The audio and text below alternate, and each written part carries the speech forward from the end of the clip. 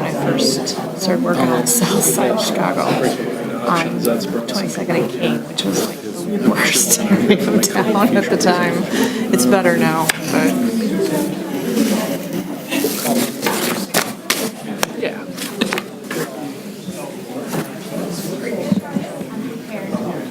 What's new? oh, Yeah, what's going on? I'd like to call the meeting to order. This is the time and the place for the April 16th regular school board meeting. Welcome to all of you who are with us.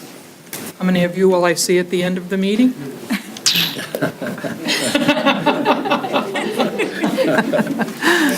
Okay.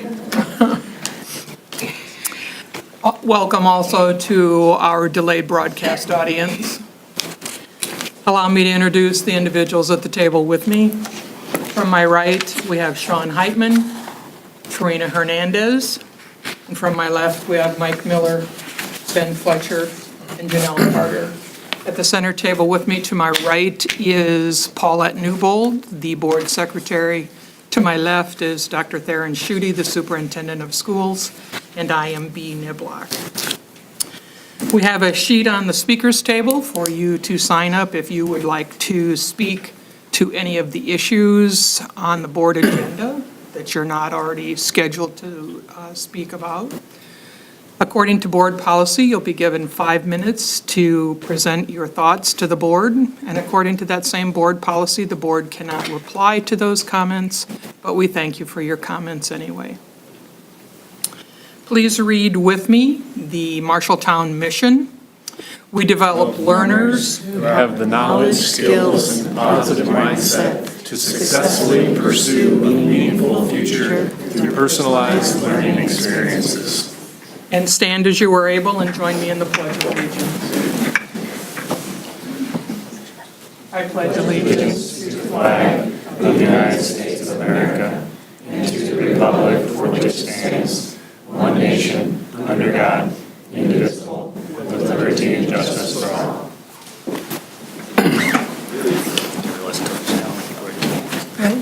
Sounded different. Do we have any additions or corrections to the agenda? We do. We have 2 additions for the consent agenda.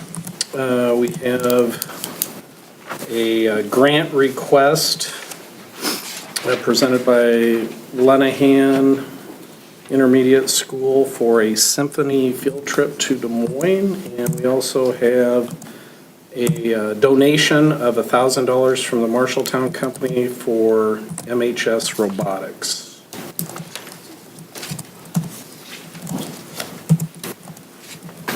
Nice. Those will be in the consent agenda.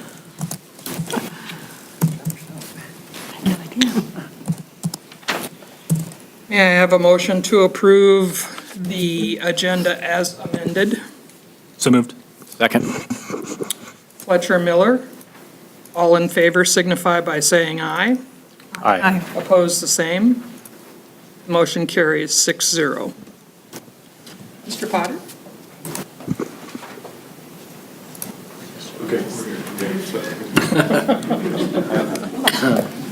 We have Miller Extended Learning teacher Ann Jackson. She brought along a couple Miller students. Emma Coolers and Taylor Jones are here to present their video that has qualified for the state contest for National History Day and about Iowa girls basketball. So welcome here. Thank you.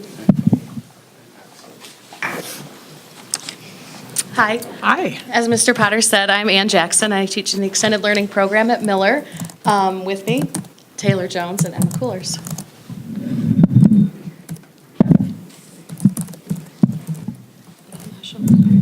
National History Day is a program where you are given a topic every year and a theme, or you're given a theme and you pick a topic that goes along with history in a certain time period. You can choose from 5 topics, and you can choose from a paper, an exhibit, a website, a documentary, or a performance, and we chose to do a documentary. Along with these 2 students, Marshalltown also had other state qualifiers from Lenahan and from MHS. From Lenahan, it was Desi Sung and Layla Bushbaum on the rise and fall of the Berlin Wall. And then from MHS, it was Claudia Hernandez, and her project was Westminster versus Mendez. And Mary Kate Gruding did a project on Carrie Chapman Cat. So we'd like you to watch these girls' project.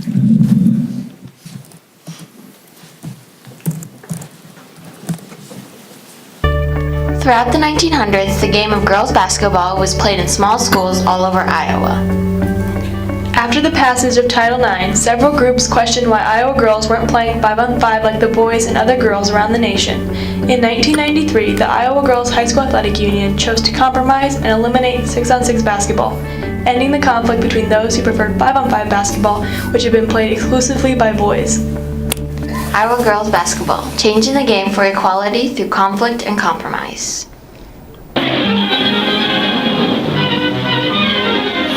Hello, basketball fans.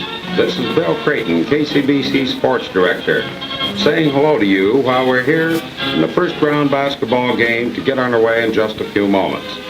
Everyone loved the game. Players, fans, and school officials. Even the governor endorsed the 6-on-6 version of the game. Women who used to play the game still love to reminisce about their experiences playing 6-on-6. Best memories were going to the state tournament. My best memories of playing 6-on-6 actually were building the friendships with my teammates and just learning how to play as a team. Won the state tournament in 69 and 70. From the early 1900s to 1993, girls played a 2-court game that put 3 forwards and 3 guards on each side of the center line that they weren't allowed to cross. There are six players on each side of the midcourt line. 3 guards and 3 forwards. Forwards are on one half of the floor. The forwards only get 2 dribbles. We had to stop and then pass it. Only forwards can shoot. If you cross the midcourt line, that's a penalty and the other team gets the ball. Guards only guarded. And you couldn't tie out the ball unless it was in the lane. When Iowa girls were introduced to basketball in the early 1900s, they were still considered the weaker sex. The public thought that the physical activities of the new women were going too far and that they were irresponsibly using bodily energy required for healthy maternity and efficient housekeeping. The boys' game was considered just too strenuous, but as girls played their game for the next 60 years, each generation proved over and over again that girls were anything but weak. Throughout the 1900s, as girls continued to play more and more sports, the Iowa Girls High School Athletic Union developed the term Iowa Girl. The term Iowa Girl incorporates feminine qualities demonstrated in fine art programs and athleticism on 6-on-6. The Iowa Girl is someone that is really well-rounded, someone that is really taking advantage of everything that high school programs have to offer. Up until the passage of the Education Act of 1972, or Title IX, many girl players weren't bothered by the fact that they were playing a different game than their male counterparts. It didn't bother me because we didn't know any different. That was just the way the girls had always played, and so growing up, that's just what we did, and it didn't faze us at all. We just played the game we were brought up to do. No, it never bothered me because we always thought it was just special that we had our own game, and nobody, I guess, had ever really talked about playing it a different way. And so the strategies we had seemed like it was just great for us, and we felt like we were being true athletes playing 6-on-6. In fact, the boys would come and play. They would be our scout team sometimes because we needed taller people to run the scout team. So the boys enjoyed playing 3-on-3. So nope, never bothered me a bit. Changes to girls' sports began with the Education Act of 1972, or Title IX. Title IX is a federal legislation that requires all schools receiving federal money to offer equal and fair opportunities for men and women.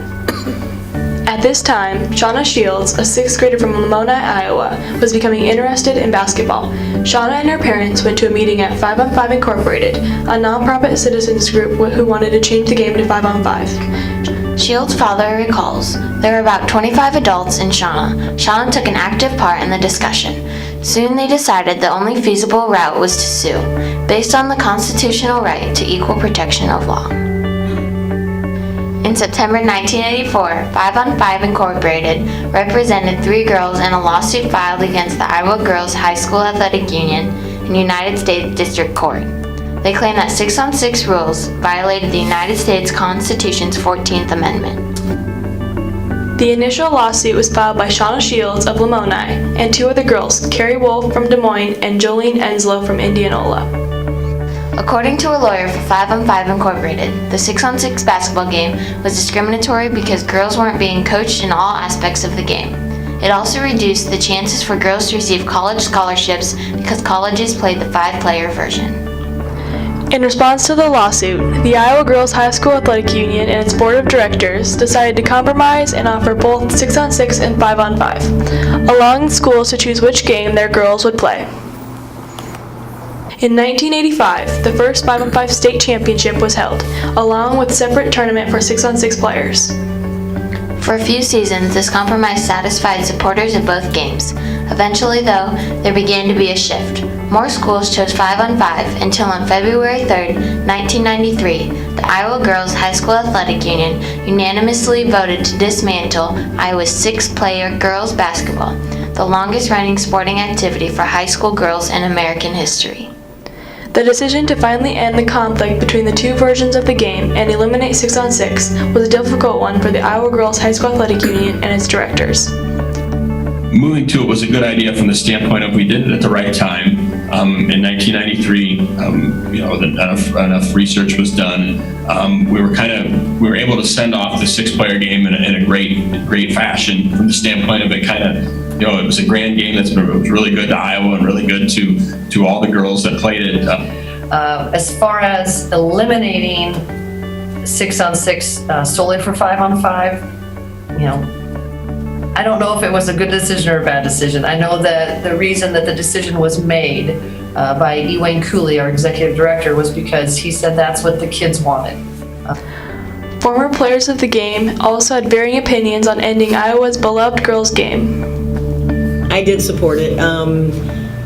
I feel like the girls that were going to go on to play at the next level in college were at a disadvantage. So if you were a guard, you didn't get looked at as much to go on to play college because you never shot the ball.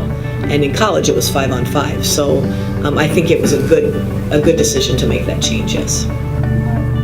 Yeah, I would say I supported it. I guess I've always felt that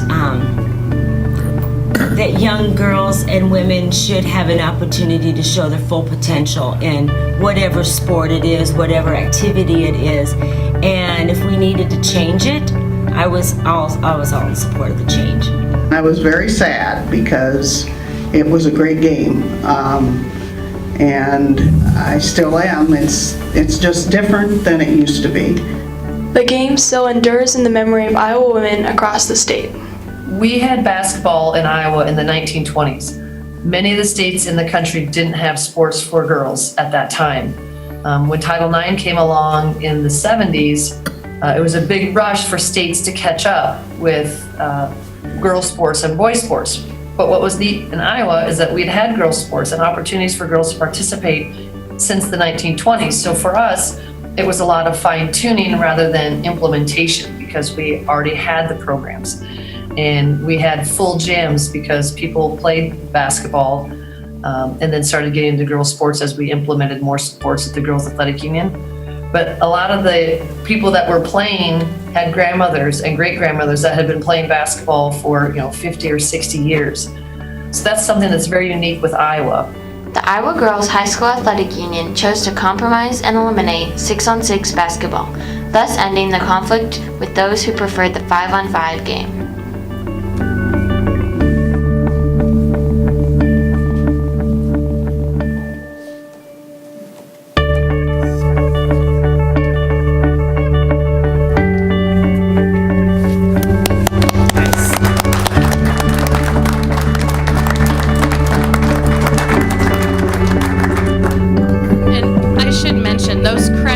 Just the video and image credits. The girls' bibliography right now is probably about 17 pages of sources, primary and secondary sources that they've done or found during their research. So.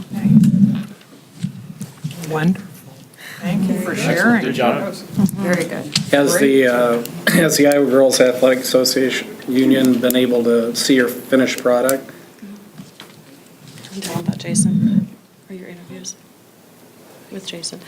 They did the interviews with Jason Esslinger and Lisa Brinkmeyer, the girls did a few times, so they've really had a nice relationship of talking back and forth and getting feedback. Yeah.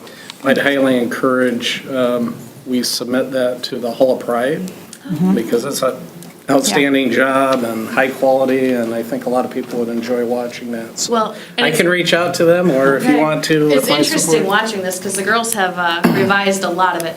So by the time you see it next, it'll look a lot different. And then the state competition is coming up soon then? April 30th. April 30th, so, yeah. Well, we've got a certificate of appreciation for Taylor and Emma. Congratulations on a job very well done, and good luck at state. Nice job. Thank you very much. Thank you. Thank you.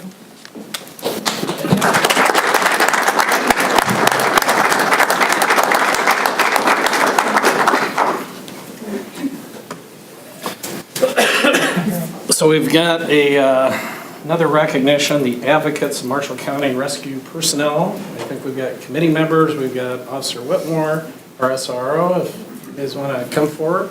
And ladies.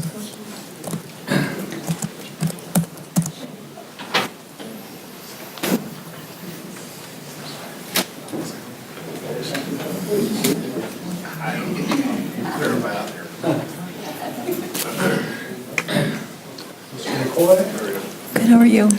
So I had the opportunity to go to one of the two nights where the movie was shown, which was extraordinarily touching. I mean, obviously, I think most of us understand the dangers involved in law enforcement, but to hear officers talking about the ultimate danger being involved in a shooting, and not only the ramifications that has for them short and long term, but for their families as well, I just found it to be extraordinarily touching.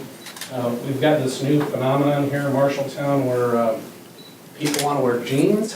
So we had recently done a Jeans Day and a charity donation for the Assistance League in efforts to help them with their M project. And I thought as I was sitting there watching the movie, this would be an excellent opportunity to try to do some good to help with this effort. And so on behalf of the school district, as of today, we are going to have a donation from the Marshalltown employees, all of our employees, combining $2,240. So, Great. Thank you. Thank you. Thank you, sir. Appreciate it. Thank you. And thanks to staff of the school, too. Appreciate it.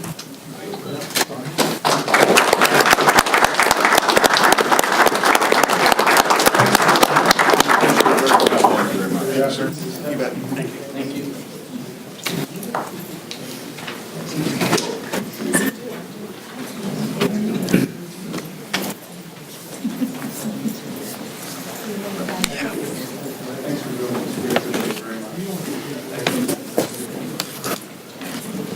Moving on to the consent agenda. Does anyone have any additions or corrections to the minutes of April 2nd? Any items of note in personnel, Mr. Spargattis? I have a few changes I need to make. Under change of contract number 6, Joe Miller, change that to resignation. And then number 15 and 16, just strike from the agenda.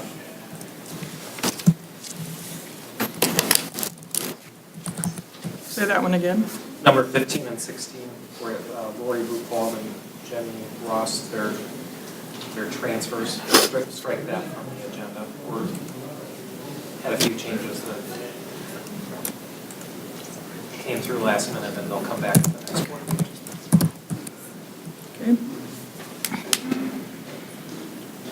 I'll just make quick comment in the letter of agreements, point out an opportunity that we have to have a staff member take graduate courses in computer science instruction through the University of Northern Iowa, and this is a statewide effort where districts are given the opportunity to have one person per district funded for that, and that kind of ties in with some of what we'll talk about later today.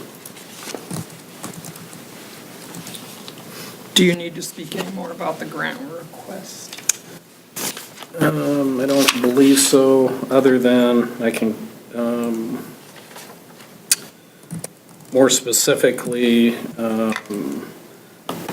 Lenahan is requesting, with their grant request for $1,000 from the Iowa Arts Council School Experience Grant to fund the transportation for their annual 5th grade field trip to see the Waterloo Cedar Falls Symphony perform on the campus of the University of Northern Iowa. Open enrollments, we have 2 out and 4 in. Looking at donations. Do we have those in the audience to do?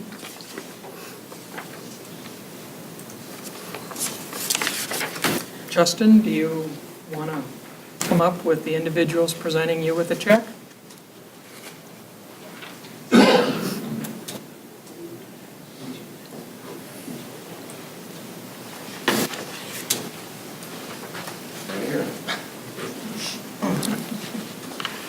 Would you use the microphone, please? That's especially important for our delayed broadcast video. Okay. We're here because Marshalltown High School has applied for a grant for traffic safety. That has been approved. We like the ideas that you've come up with to use the funds. And the funds are in amount of $500. So thanks for the idea. We appreciate it and we're glad to help. So was Prom-S, AAA grant, and what it was just to keep the drinking and the partying down over the prom and graduation season. So that's kind of our announcement as we go into the prom season at the high school. just I could introduce myself. I'm Denny Meyer, AAA agent here in town, and this is Andy Johnson. He's the territory or Iowa rep. So. Okay. Thank you very much, gentlemen. Thank you. Thank you. Thank you. Thank you, guys.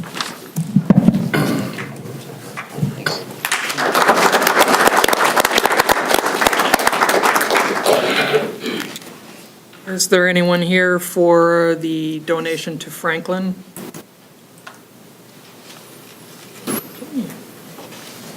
Are there any items of note in bills? Anything that we need to talk about in the financial report? May I have a motion to approve the consent agenda? So moved. Carter Hernandez, all in favor signify by saying aye. Aye. Opposed, the same. The motion carries 6-0. Nobody on it? Nobody on it. Okay. Mrs. Wyant, please come and share with us.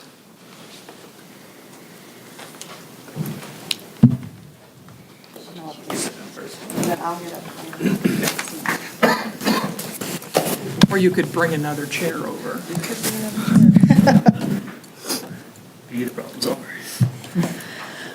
Okay, so tonight MHS is here to talk about our MTSS, our multi-tier support system, where we are working on academic interventions at the high school.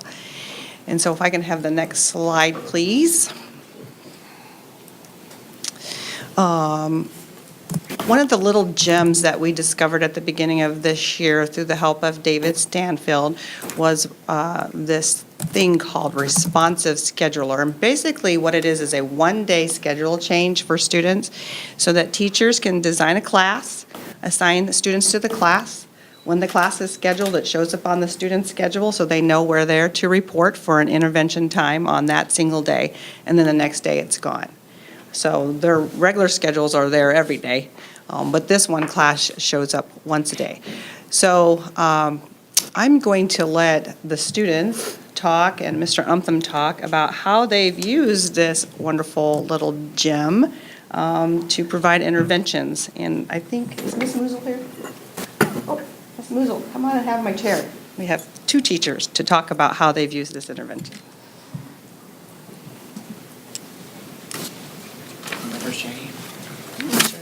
Want to go first? Oh, yes. That's good. That's all you need. My name is Jordan May, and I personally take advantage of this ENR time where I can go in and get help from teachers, and I also go in for band stuff that I don't get done on time. And I also use it for robotics meetings since it's hard for me to meet after school. So, yeah. So on the teacher side, the music department uses it quite frequently during our solo and ensemble time, which we just finished up. Jazz band will hold sectionals. Choir will hold sectionals for their large group and small group as well. Individuals that don't have a study hall or any time for their individual lessons during the day can get pulled in to do their lessons. Missing assignments, we always have a running tally of missing assignments in the music department and all over the building, but this is a chance for students to come in themselves to get makeup work. I will schedule just a general band makeup class, and it's open to any number of students to sign up themselves, or I will target them if they're available to come in and get their assignments turned in. I'm Naomi Musel, the French teacher. And I say the French teacher because my Spanish colleagues can confer and group what they need to through the 4 of them. I have to do everything for French 1 through 4. So I use this every week, whether that's catching up on oral assignments, if that's a reteach with a one-on-one or small group, if that's any missing work or something the student wants to come in for clarifying questions. I've also used it for meetings with the Société Honoraire de Français, which is our National French Honor Society at the high school level. And so that allowed us to plan our induction ceremony and get our officers together.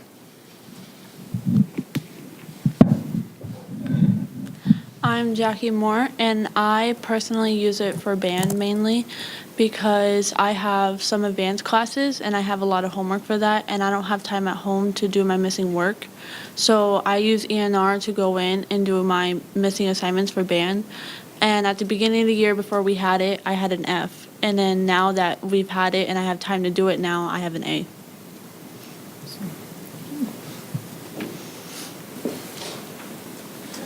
Remind me what ENR stands for. Yeah.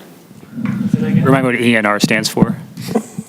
It's the name of the period for enrichment. Okay. So some of the students and the teachers described how they are doing interventions for those who are failing, but it also can be an intervention time for those who need to learn more at a deeper level. We heard Jordan talk about robotics. Susan Fritzell's students in the TAG program do their science Olympiad, their book group, what is that called? Battles of the Books, thank you very much. Their history day. So they do all of their planning and their practicing. And Susan would have been here today to really talk about how she uses that intervention, except that she was still in competition at 4:15 when I was on the way over, so she had shared that she wouldn't be able to get here. So if we can advance to the next slide. Again, this is teacher-created.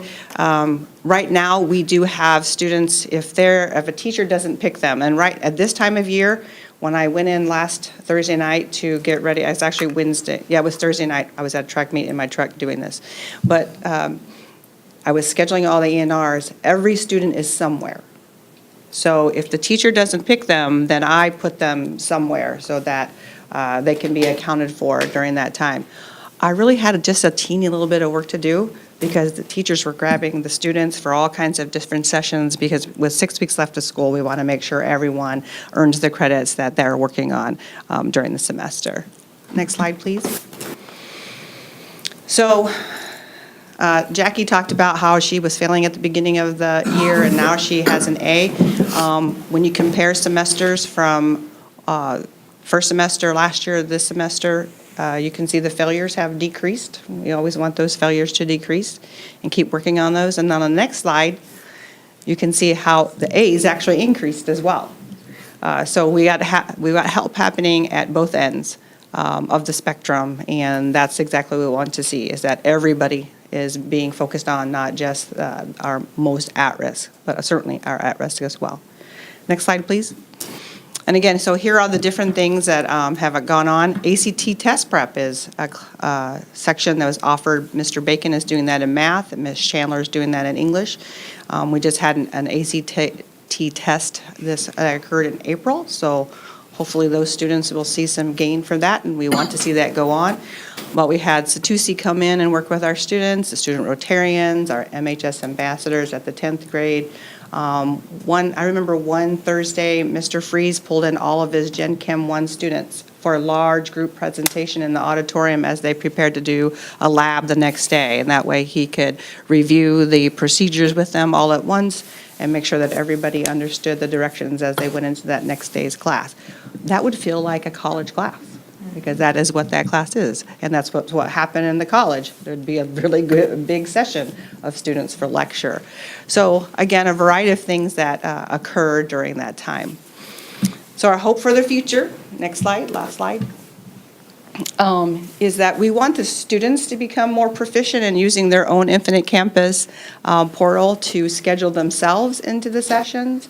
To ask the teachers to offer certain sessions that they need, that they've identified as a need for themselves, and which would increase the student choice, and to engage in classes like that college test prep course during the E&R time as they prepare for different seasons or different times of the year when those pop up for them. Go ahead, Mike. I like the fact that teachers can say, I want you to be with me, you need some help. I like the fact, did you say that you're trying to get it the other way around so students can say, I want to be with you, I need some help? Do you want to talk about that? They can also do that now. We have a spot open, so if I create a band makeup class, it shows up with 20 spots or 40 spots, however many I have it open for students to request. Every Tuesday and Friday is my available time during the E&R period for students, so they can currently do what you were just asking. So sometimes they're resistant to that, though. They will get on the PA and say, this is a reminder to schedule your E&R session, because some students will say, so let's say Jackie is normally with Mr. Umtham for homeroom, but Mr. Umtham has a session plan, so she would be reassigned if she had not been picked. So they don't always know where they're reassigned, although I try to be pretty consistent about that. His homeroom is usually sent down into the gym to Mrs. Ellard's classroom.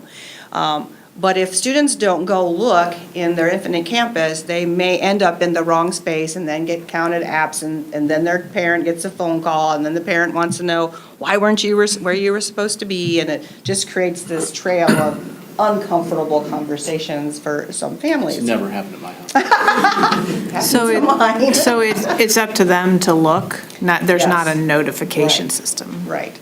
So we do get on the PA, like I said, and say, this is a reminder to check your Infinite Campus so that They you don't know get where like you a are. text message or an email or anything? No. So again, it's just training the students to now go in. The other part is training the teachers, because sometimes they wait to the last minute to get these scheduled, and then I can't push it out to the students to say, hey, go ahead and get in there and pick. So it's training them. If they're using their data accurately to assign the intervention based on their formative assessments in the classroom, that may happen at the last minute, and so they want to be timely and do that intervention right now. So there's still a lot that we're learning.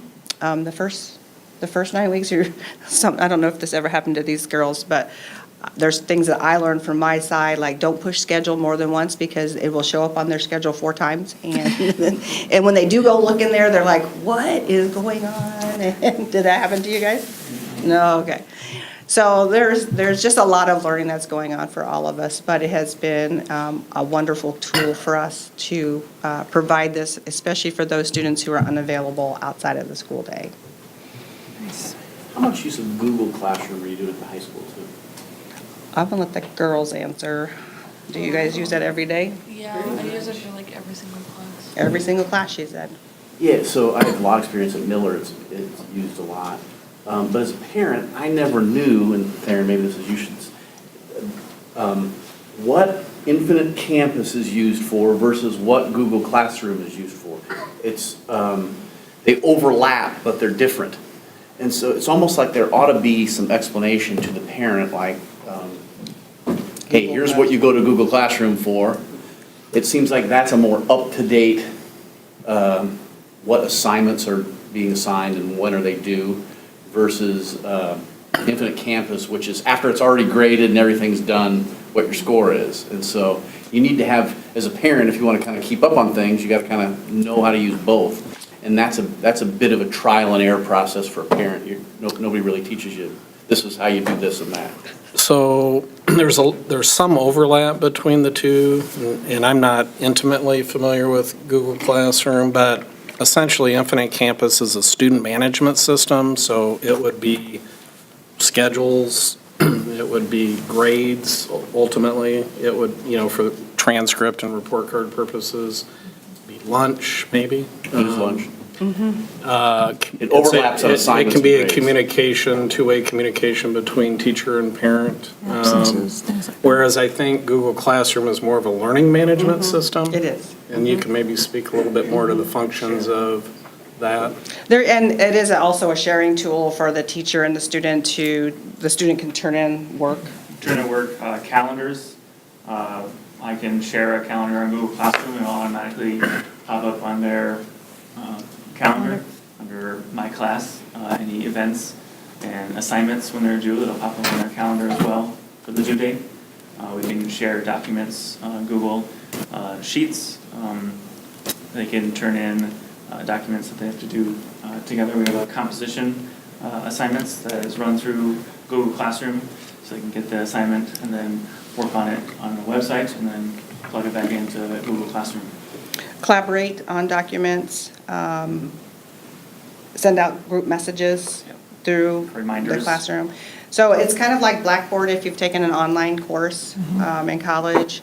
There's a variety of learning management systems. And it's interesting because we've started to have the learning management conversation at the high school, because one of the things I would love to see happen in a good learning management system is the ability to formatively assess and the student to get immediate feedback. And there are currently models out there that do that. So, what's nice about it too, it tells the parent how long they took on that assessment. So if they end up getting an F, but they only took 2 minutes to do a 10-question assessment, then we kind of know why they got that F, in addition to maybe they didn't study or whatever it is. What's nice about that type of a system too is that the ability for some of them to speak to the student information system and then upload grades and be more consistent, Mike, is what I think I'm hearing you say is, I got information over here, I'm not sure about this information over here, shouldn't it be the same? Yeah, in my case, it was, I thought the whole world for how my kids were doing in school was codified in Infinite Campus. That's not the case. It's like I found out in the middle of the year, oh, there's this thing called Google Classroom. My goodness, there's a whole bunch of stuff that's going on over here, And so that's like, I'll bet you I wasn't the only parent that has never even seen that before.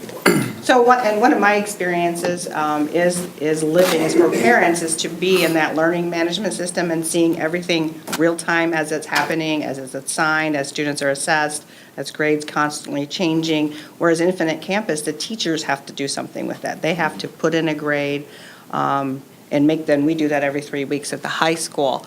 But if you can get a system that talks to Infinite Campus, then it can do an automatic update to that grade more frequently than we are currently doing. So, Google Classroom right now is free, so that's a big push. Yeah.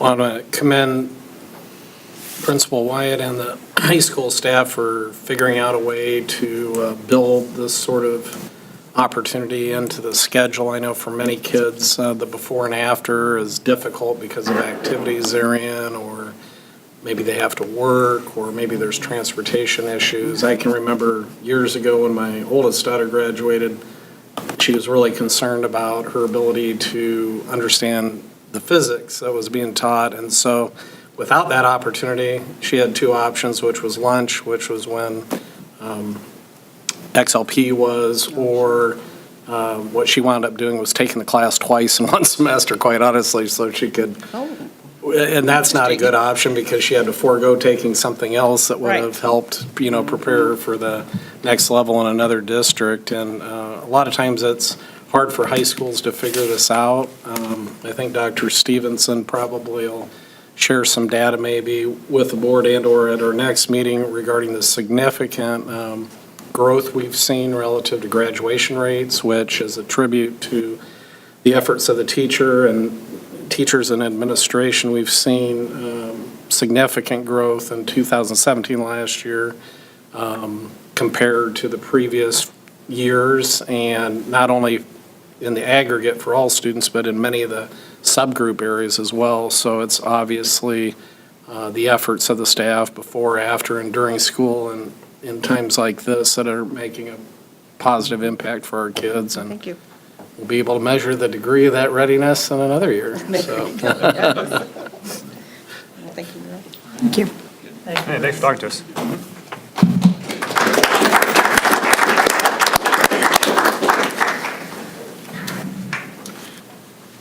Dr. Stevenson? Language.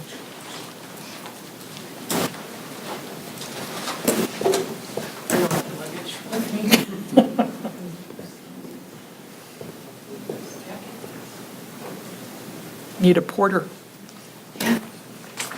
Roll in the suitcase.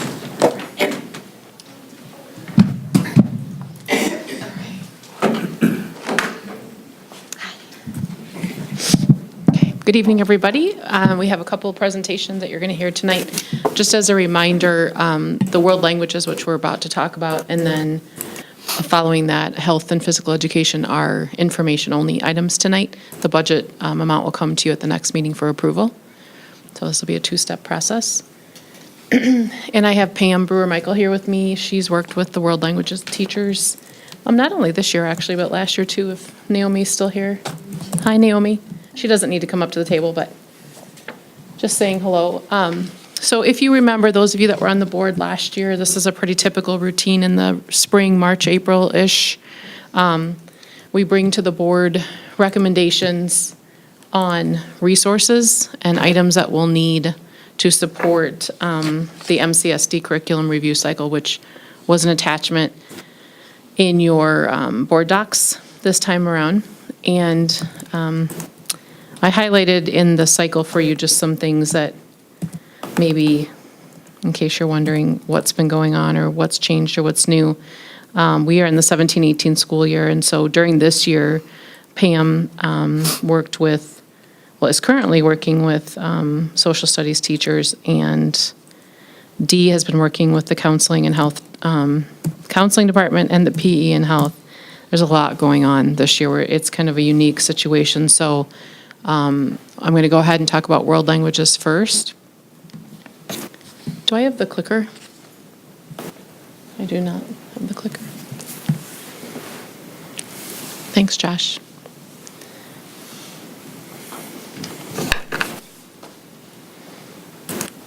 Okay. So the World Language Department, French teacher and Spanish teachers put this presentation together for you to just kind of give you some history on who's been involved, what's been going on, the work they've been learning about, studying, and the data they've been looking at. As shared earlier, French is taught by one person for grades 9 through 12, and then Spanish is also available to all students at the high school. This year, new to the high school, we have a specific class, Spanish for Dual Language Program students. The kids in that class are kids who are moving on from Miller and/or possibly were in the program through Lenahan, left at Miller and joined back in. It's a competency-based class where kids are able to progress through Spanish for Dual Language 1, 2, 3, 4, et cetera, at their own pace. Something new that's coming to the World Language Department is the addition of a Heritage Spanish strand or track for our high school students who either come from homes where Spanish is spoken or have learned Spanish in other ways. And that'll be offered next year, and it's been very popular. We had over 120, I think, students who chose that for next year who had not formally taken Spanish before at the high school level. And then we also offer the more traditional Spanish 1, 2, 3, 4 and business. And then the French offerings you see at the very bottom. And the goals the department has is they would like to make students proficient in that language, whether it be Spanish or French, to the intermediate mid category, which is a ranking, I guess, on a continuum of how fluent you are from, non-speaker to completely fluent speaker. And where are we going? These are cute little icons and names of the things that will be in the budget at the next meeting. Quizlet, Conjugamos, et cetera. Lots of these things, kind of like Mike was referring to, teachers use through Google Classroom. They assign these things to the students to work on. Flipgrid gives kids a chance to speak, to listen to another language and also produce the language themselves. So as you can see, and you will see in the requests next time, the teachers are heavily using the kids' Chromebooks and using the technology that's out there to get kids proficient in listening, speaking, reading, writing, grammar, and culture. With the goal that it's a more student-centered environment where we value what the kids bring in, whatever that may be in Spanish or French, and help them grow from wherever they're at. And the kids are able to access their homework or content on their devices they have from the high school at any time, because the curriculum and courses are all internet-based. And I'm going to attempt to label this picture, but I'm guessing that they're putting words in their second language into sentences or grouping them into categories. So getting kids to work together and kind of forced use of the language. A lot of people who took world language in high school don't remember any of it after they leave high school, and usually there's lots of nods from the crowd when that gets brought up. And the goal is to make some intentional practice to get kids more fluent and more involved. So the World Language Department is requesting EMC School will be in the budget for the French series. I'll have Pam talk about that when I'm done here for a second. They went to Iowa City actually and collaborated with the World Language Departments from the 3 high schools and the junior highs in Iowa City to learn more about some of these up-to-date resources and what would work in our context. And then you can see the other ancillaries and workbooks, books, consumables, and then the ones like I mentioned that are online, Quizlet, et cetera, Conjugamos. And that's the budget, but like I said, we're not voting on that tonight. We'll approve that hopefully at the next board meeting. And this would be to serve all of our students in the regular track, the heritage track, the dual language track, and all the French classes at 9-12 next year. And can you speak maybe, Pam, to the EMC?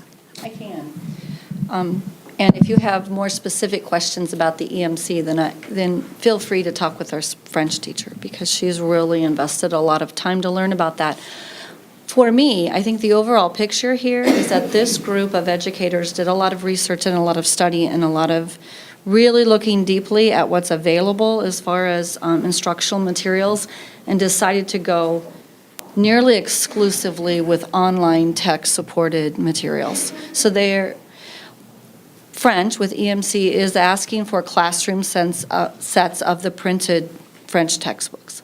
But all of the other things there you're going to find when you look at them. There might be readers of specific content, but they did not request a Spanish 1, 2, 3, 4 textbook series. They're really a creative, hardworking group of teachers who are really trying to provide students with a more collaborative, online, kind of authentic kind of learning experience.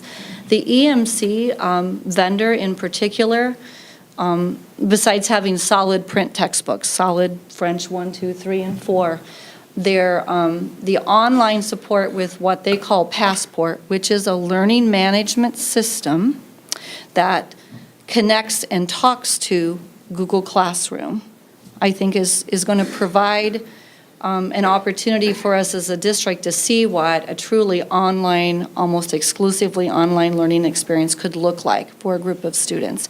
Assessments can be online, they can be traditional as well. That's all teacher choice. I mean, Naomi will have, she'll be in full control of how she delivers this coursework to students. And this, I think, is particularly beneficial for this department because it is difficult for a teacher to plan and deliver 4 courses. It's even more difficult when 2 of those courses are delivered in the same setting, which often happens, which with the upper level French 3 and 4. And so I'm excited that we have a teacher who's willing to kind of step outside of the traditional text materials and look at some of the kind of cutting edge creative kinds of things that are happening. And we've got the right teacher to give it a go here, so.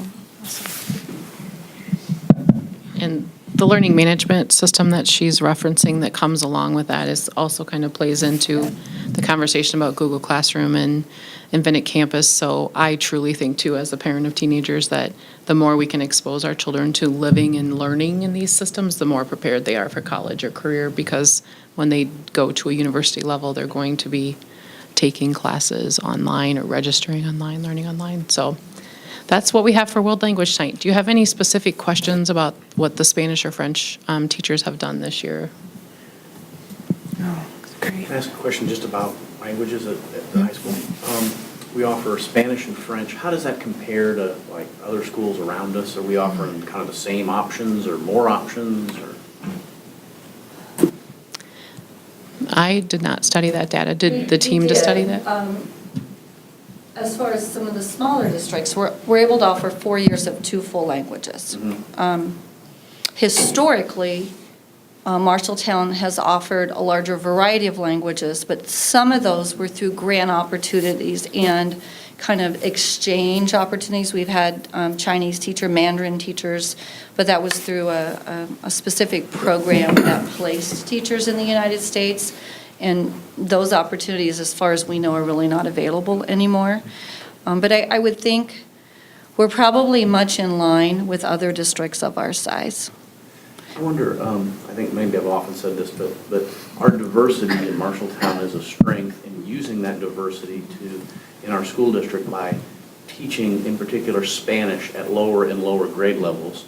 I'd love it if you could find a way to teach kids at Linehan and Miller Spanish as well. I don't know how much that costs, if it's possible. I think it'd be a huge strategic competitive advantage for our district. There you go. Other questions, comments?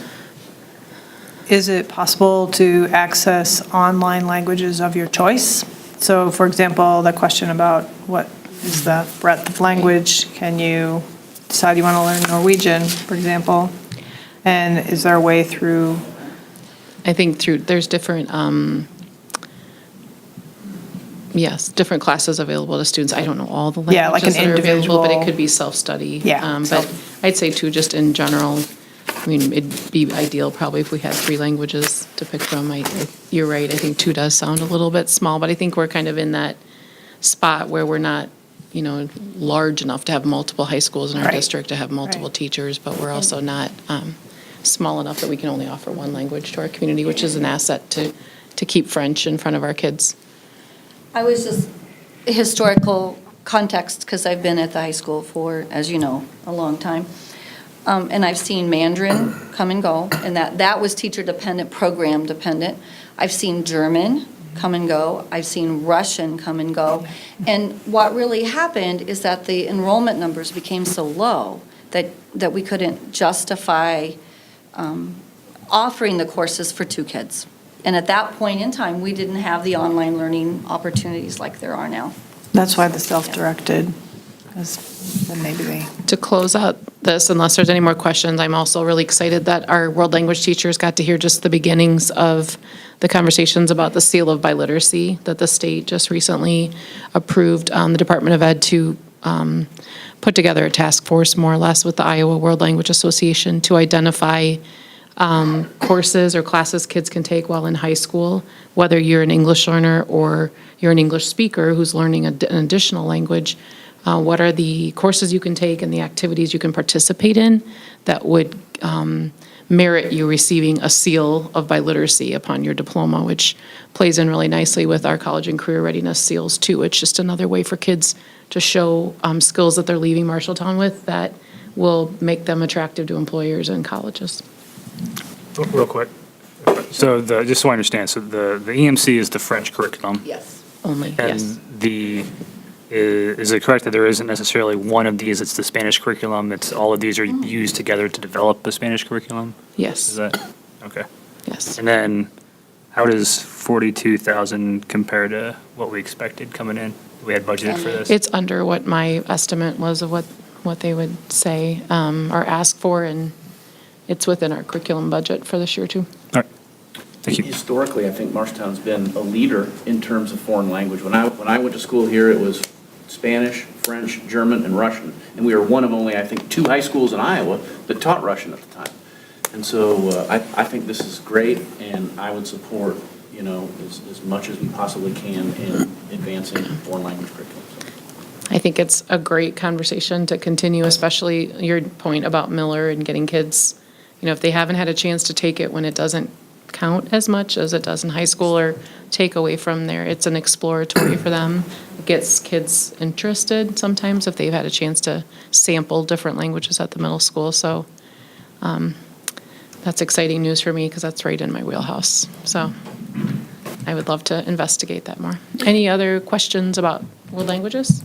I would just say on the Chinese, I've been a part of 2 districts that have implemented under similar conditions of grant funding, and Mandarin is a very difficult language, maybe not as difficult as English is for others to learn that come here, but very difficult, and without starting at earlier grade levels, kids get very frustrated with that.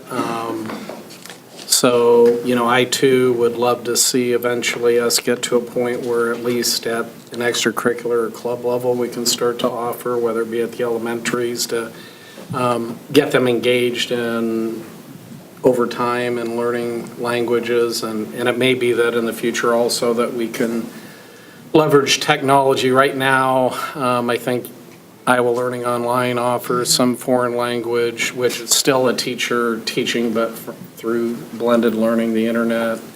One of the problems with there's a lot of programs out there where you can do similar things with teachers from across the country, but they're not certified in Iowa, so you can't issue credit for those courses. That's one of the barriers that we run into. But I agree with you that, we need to continue to try to figure out how to develop interest in pursuing a foreign language, particularly that we offer, and maybe we can expand it over time through technology in a cost-effective way, because it is extraordinarily expensive to offer it at lower levels. Some districts are able to sustain it, but many have had to cut it through budget cuts and stuff like that.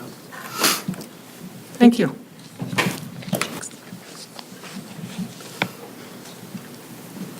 Dee, you want to join Dr. Stevenson? Okay, part 2, fast forward to a different level or area of curriculum. So one of the main areas that we studied this year was K-6 science, which you'll hear about at the May 7th meeting. But the health and PE department goes hand in hand with science. So I know PE doesn't make that much sense to you with science, but think about health in terms of a K-6 classroom. So your classroom teacher provides you science instruction, social studies instruction, and in this case, health instruction. Some of what the kids get in health is through the school nurse, through the PE teacher, through the school counselor, but some of it has to come from the classroom teacher too. So I have Dee Burt here with me, and she's been working with the health and PE department this year during Java-like meetings, and I hear that they are some of the happiest people that they've had time this year to meet as a group. And are they here?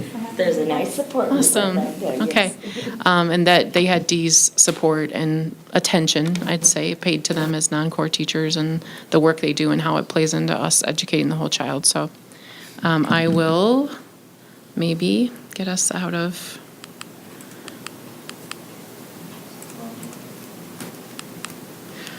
Hi, Kate. Hey, Dee, why don't you entertain them? Yes. Just so you have a little bit of background, we started this past fall. We've had 7 meetings, 2-hour meetings in the evenings, that after they had a full day of school, they would come and attend to these meetings. And I had nurses, counselors, and PE teachers. And basically what they did is they did the HECAT and the PCAT, which is a tool to use to address and analyze your current curriculum and also a new curriculum that you may choose to purchase. And so through that process, they came up with these recommendations. Okay, yep. And now that we're actually in the slides, they did a current state of their conditions, what they're teaching, what they're not teaching, what we're covering, what we're not covering, of which we have to report this out December of every year in our audit, our desk audit, that we're not only meeting math standards and science standards, but we're meeting minimum requirements for physical education and health too, which in some ways were a little bit of a stretch for us. So I feel a lot more comfortable with our plan moving forward that we're meeting these standards in a much more comprehensive way. So you can see there, some of our health education happened through partnerships like with CAPS, and that's true at Miller, and I want to say Lenahan too, and the high school. Yes. Okay, and this is the mission and vision of this specific department or group, as well as how it correlates to what we have as our MCSD mission and vision. And Dee just mentioned the HECAT curriculum review that they did, and then, do you want to add anything else on here about where we're going? Right. So then after we did the HECAT and we realized that we had a lot of gaps and deficiencies, then we started researching different curriculums out there. And we found the Health Smart curriculum. And after we had we brought in some science teachers as well that were on the science curriculum committee and had them look at these curriculums along with our PE and health and school nurses, and then through a process of selection, they came up with the Health Smart curriculum as towards their top choice. And then the high school and middle school teachers selected and the committee selected a textbook from Goodhart Wilcox that they felt addressed the standards very well. And they're looking at just buying a classroom set, and it can also be a digital access to this textbook as well. And then there was just additional supplies. If you would go into the health classrooms of middle school and high school, they just didn't have a lot of things on their shelves, to help support some of the resources. And you'll see that list next week. But it's things just to help them with teaching the curriculum. So after the group had met monthly, like Dee said, they came up with what they saw as their vision for their future and the things they needed to do to present information to students that would allow them to meet that mission and vision, and what resources would best help them accomplish that goal. So then comes the needs and requests. In the secondary setting, all middle schoolers get health instruction, whereas at the high school it's an elective. You do not have to take health to graduate. And then at K-6, the elementary curriculum for health will also be now taught via the classroom teacher in a rotation with science and social studies. And we're making plans for a rotational system that will give kids access to that at all grade levels all year. I want to say one more thing about the health. So we're going to spend some time in May then actually going through our new curriculum that we've selected, if it's approved, to purchase then, and actually set up a curriculum map for all the teachers to use and whose responsibility it will be. Will it be the nurses, the counselors, the PE teachers, or the science teacher? It's definitely a joint effort. And then the second part of that group that met routinely with the health side was the physical education side, and the PE teachers obviously overlap on both of those teams. And they also noted their why, kind of like the other group did with their mission and vision, and gave a little history on Marshalltown's been very fortunate to have the Carol White PEP grants in the past, and that was a resource that was able to buy a lot of equipment for many of our schools. And now that all of those, resources are in place, they're feeling as a team that They want students to feel in charge of their own physical fitness and their own healthy living. And this would be the mission that they came up with, empowering physical learners with skills, knowledge, and healthy mindset to pursue lifelong fitness. And the vision of how that'll be accomplished. And if you click on that link, there's a video, but I think okay, we'll play it. It's only 2 minutes.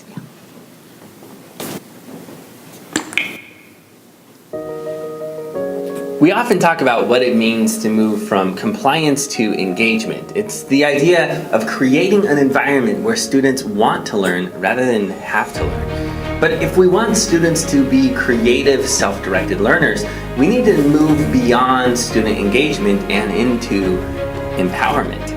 But this requires some paradigm shifts. That's right, we are going to be talking shift. Here's what I mean. The empowered classroom is a shift from giving choices to inspiring possibilities. It's a shift from making the subject interesting into tapping into the student interest. When you go from saying, you must learn this, to asking, what do you want to learn? It's a shift from taking assessments to assessing your own learning. An iterative process full of mistakes that ultimately lead to success. It's a shift from the teacher asking all the questions to the students asking their own questions, where they chase the inquiry process and take learning off-road.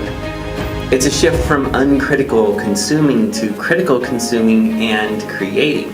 Here students move from critical consuming to inspiration to creativity, where they use the design process to launch their work to the world. It's a shift from differentiating instruction to personalizing learning. And it's a shift from rigid to adjustable systems so that students own the process. They can set their own pace, choose their own formats, and decide what resources they want to use to accomplish their goals. It's a shift in mindset from compliance to self-direction. In other words, it's a shift towards student ownership. And when that happens, our students become the creative, critical thinkers who change the world.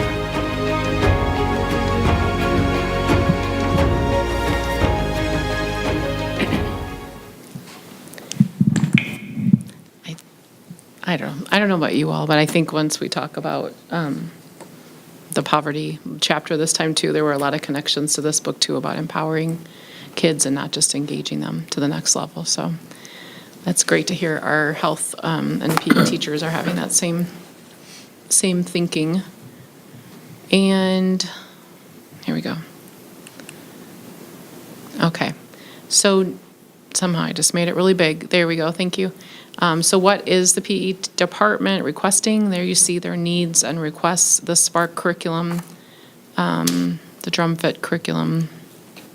When they had the PEP grant, there was a couple of different teachers that didn't get all of the Spark curriculum, so we're going to fill in the gaps where there were some missing pieces of the curriculum for all teachers. And then the drum fit curriculum, there was 3 teachers that went to the SHAPE National Convention in Nashville in March, and the drum fit curriculum is something that really caught their eye, and they're wanting to incorporate that K through 12.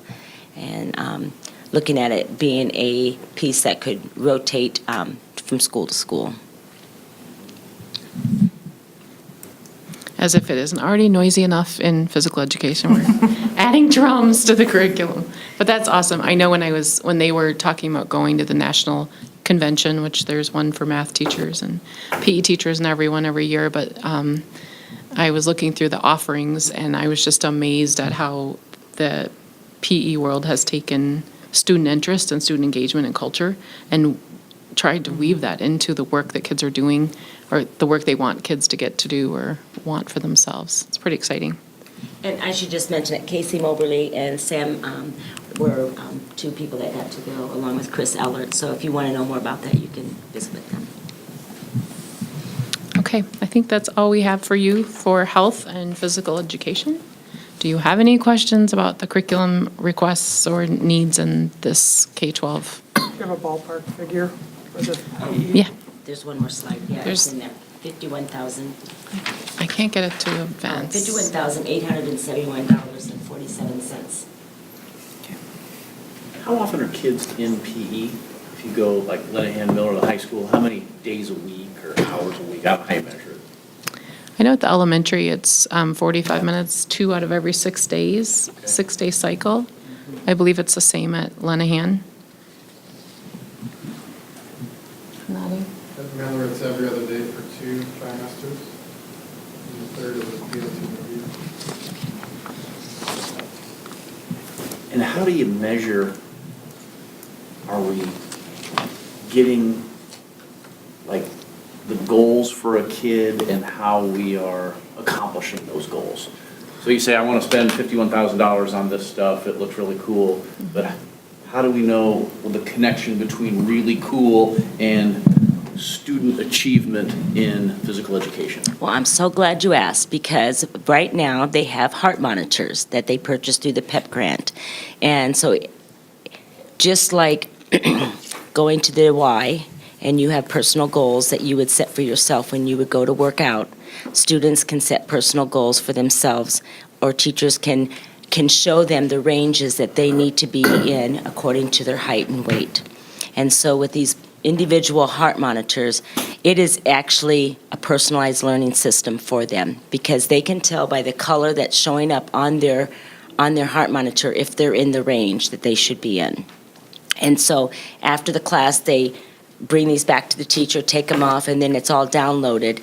And then I can actually look at a dashboard, and I can look at all the PE teachers, what they've done the past month, and look and see how many students got into the goal, or the goal range and everything. So sometimes there's some glitches with that, like anything, but it has been very effective for the teachers to see. And then the student can set that personal goal, and he can know, or she, if I'm working hard enough in PE class. And it doesn't have to be the PE teacher just constantly being on someone. They have that personal goal right there on their wrist. So, I mean, everything you described there, I can see that link. I can see the link between investment in something for PE and the goal and whether you achieve the goal or not. And so to me, that making a clear link between those two is important. I think we also, do we not do physical fitness testing? It's not President's Physical Fitness, but it's another type of testing. That's possibly some bad memories for some people. But I still have my little circular it's also great badges. moments of pride for others.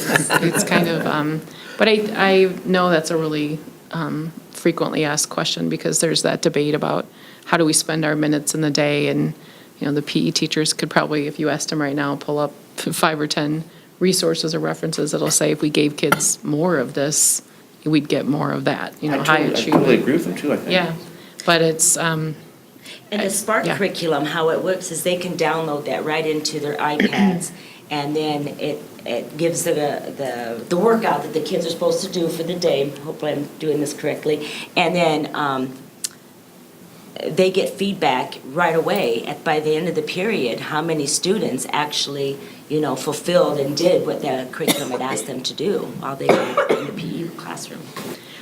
I think there's some really critical things that those grants asked us to measure too. They looked at childhood obesity, childhood activity levels, and I don't have that data currently, but I'm sure if we asked, the PE teachers could provide us, you know, what they've seen over the years in terms of how that's changed or not changed in Marshalltown. That sounds like the right metrics though, right? Yeah. And so if you're making investment decisions in PE and you're tying those investment decisions to those metrics, then you're doing exactly the right thing. Thank you. Thank you.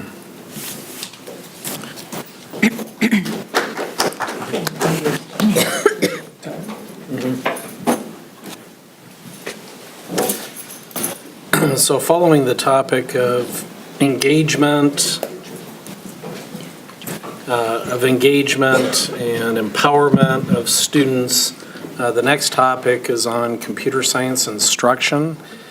And the state, relative to the Iowa Department of Education, as well as the governor's office, has come out very strongly in recommending and encouraging districts to provide more explicit computer science instruction for students.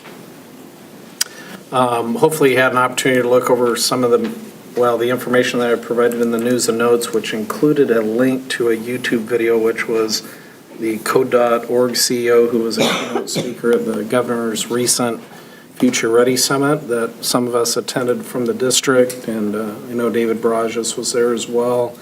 And then also the task force recommendations from that the legislature had charged the Department of Education to provide was part of what I provided you.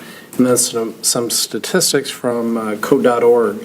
I think the thing that was most striking to me at the summit was listening to the Code.org CEO talk about how the projections, similar, if you think about how things have changed between agriculture, what it was when we were growing up to what it is today, going from small private farming to corporate farming with still a few smaller farms around. They're looking at a very similar transition happening with the existing jobs of today and how they're going to be impacted by technology and technological innovations. And so he had talked about in that keynote that he gave that the projections right now from the futurists that in 8 years, 10% of the jobs of today will be gone and will be recreated in terms of jobs that are facilitating technology that are accommodating those. For those kids that we have today that are preschoolers in 15 years, so when they finish their first year of post-secondary, whatever that may be, 30% of today's jobs will be gone and will be replaced by jobs that in some way, shape, or form are connected with technology. And in 30 years, so essentially 15 years into the preschoolers' careers, upwards of 50% of the jobs will be repurposed in some way, shape, or form relative to technology. And there were some really interesting statistics in there that Code.org provides nationwide, but they focus on each particular state. And they had mentioned that currently, as of today, there's over 4,300 computing jobs that are available that have gone unfilled in the state of Iowa. The average salary for those jobs are $79,000. So cumulative, there's almost $345 million worth of employment that's unfilled right now. And yet, we're only creating 364 computer science graduates. So as we are heading into this year, well, Iowa happens to be, I think, the third highest computer access saturation in the country. I think there are some states that have funded and dictate that all schools are one-to-one, but Iowa was on the forefront of one-to-one technology. We, along with many districts now, have one-to-one technology. We have it down to the third grade level, and then it's 1 to 2 at first and kindergarten and second grade. Part of the request today for the recycling of technology and the increased will accommodate one-to-one technology to support what we're trying to do in the classroom at second grade as well. But going into this year, really the only explicit computer science instruction that we have going on in our curriculum is at the high school with Project Lead the Way. In fact, we have Project Lead the Way at the middle school, but we did not have, or we had not adopted curriculum which feeds into the high school Project Lead the Way computer science curriculum. So in taking a look at that earlier in the year, Project Lead the Way has come out with a new gateway curriculum that's much more engaging. It's called App Creator, which we've committed to adopting at the 8th grade level next year. We also committed at the beginning of the year, in addition to, you'll remember that the board approved our expansion of STEM specialists who are ELL endorsed at the elementary level, who are providing STEM instruction outside of the regular classroom to all students. Our teacher librarians are starting this year. They've piloted in 2 or 3 schools, I believe, providing computer science instruction or some coding as well. And then next year, all 6 buildings will be on board for that at the elementary school. We have this gap right now that's between Lenahan, 5th and 6th grade, and Miller 7th, in order to try to scaffold some form of explicit computer science instruction all the way up. And so we were taking a look at Code to the Future for Lenahan, which is learning how to do coding in 3 different platforms throughout the experience if you have it at the elementary and intermediate. We took 3 different visits with 3 different groups of people. There's no Code to the Future coding immersion schools in Iowa currently, so the closest ones were in the suburban Chicago area in Gurnee, suburban Milwaukee area, and suburban Sioux Falls, South Dakota, I believe, or in Sioux Falls. We sent people out. They came back very impressed with the engagement, the passion the kids had, and the teachers as well, for adopting and implementing the Code of the Future program. So what we're looking at, and we also had an elementary school that was looking at that, but the problem was coding is really something that all kids need. And so I was struggling with the idea of identifying just one school, to begin with, and then hoping that we could implement at other schools possibly down the road. So what I anticipate is coming before you next meeting and asking for approval for us to adopt and partner with Code to the Future. We would be in the next wave of schools nationwide, the first in Iowa to be a coding immersion school at Lenahan for sure. And it's a 2-year train-the-trainer type model. A lot of the funding for it goes not only for the curriculum, but mainly for the on-site coaching support that we're provided.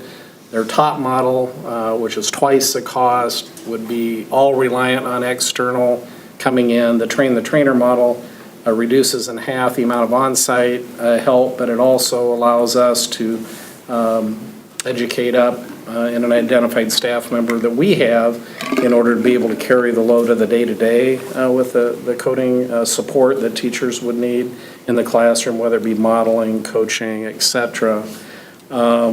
And then the other challenge, the one challenge that we have with it is there's 3 builds a year, and the first 2 can be fully accommodated with the equipment we have with the Chromebooks at Lenahan.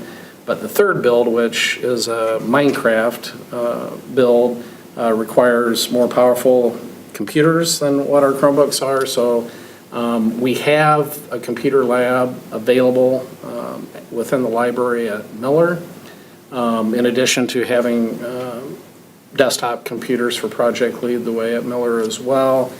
And so for what we're looking to do is for the partnership and the contract that we would be looking to have with Code to the Future, it would potentially span 5th, 6th, and 7th grade, which would actually connect the dots on having explicit computer science instruction taking place from kindergarten through potentially 12th grade if kids follow that Project Lead the Way path. Part of the challenge is computer science instruction at the high school tends to be, or historically has been, a very difficult thing to encourage and promote and succeed in getting a lot of kids to want to pursue. I think a lot of it has to do with they don't really have any prior knowledge coming in. And so I'm excited about the potential of providing all of our students with a foundational knowledge through middle school of computer science instruction so that when they go to the high school, they can make more logical decisions based on what truly is of interest, where their passions lie, and they have an idea of what it is that they're doing, when they go into those courses there. So the cost for the Code to the Future Train the Trainer program is $50,000 in year 1, and then year 2, it's half of that at $25,000. It's a 2-year training implementation with external as well as internal support, and then it's just the internal support going forward and payment for continued use of the curriculum.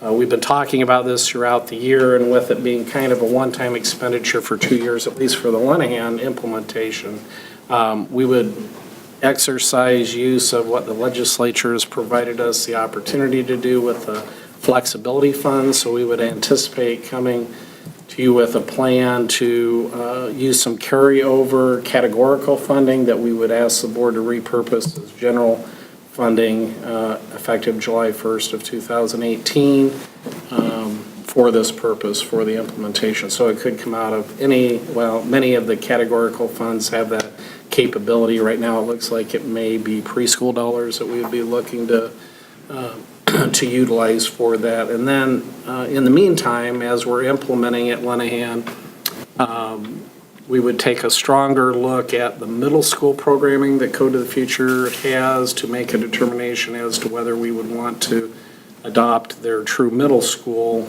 curriculum versus kind of hybrid the elementary intermediate curriculum into the middle school. I think also what we will do is continue to evaluate the level of computer science instruction that we're providing at the elementary. It's great what we're doing with Launch. Is it enough? I'm not sure of that. And so there are resources that we have been familiar with that many of our teachers have chosen to implement an activity here or there that's provided through code.org, which are free resources.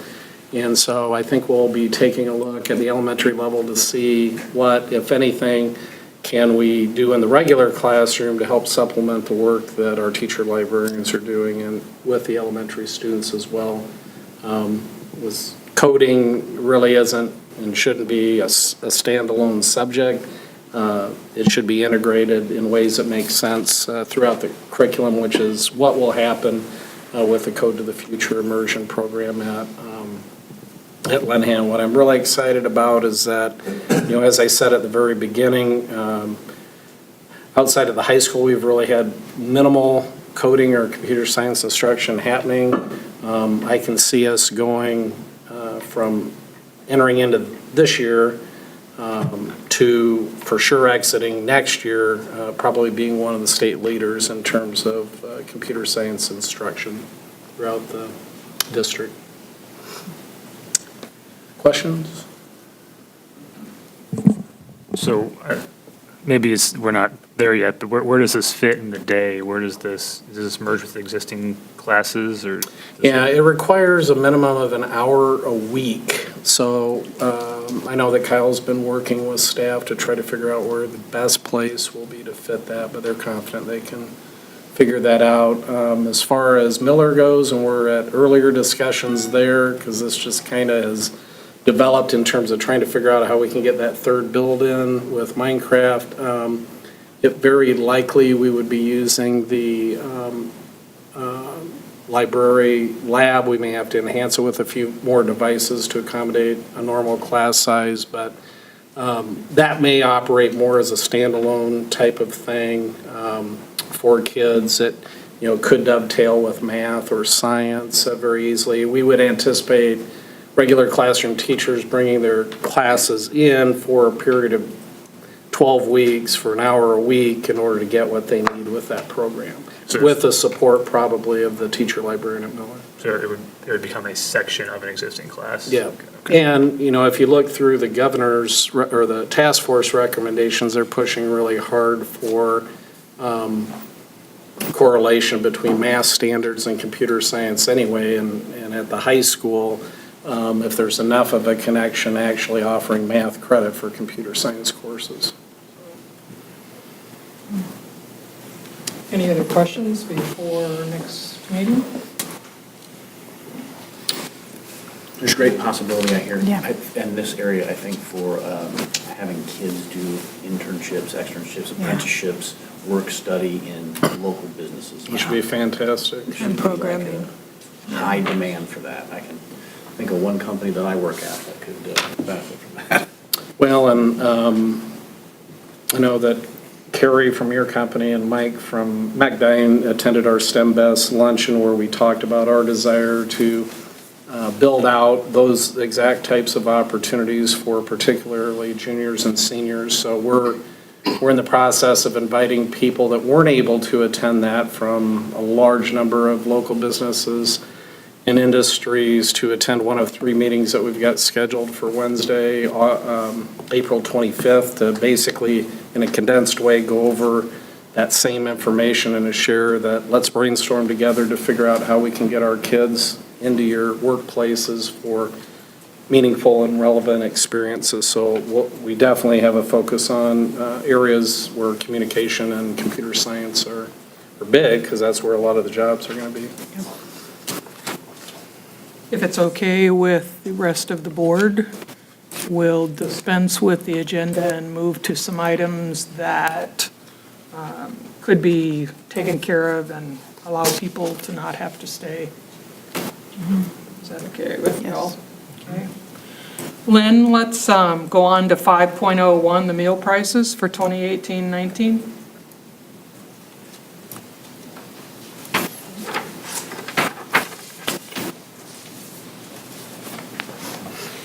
Thank you very much for having me tonight.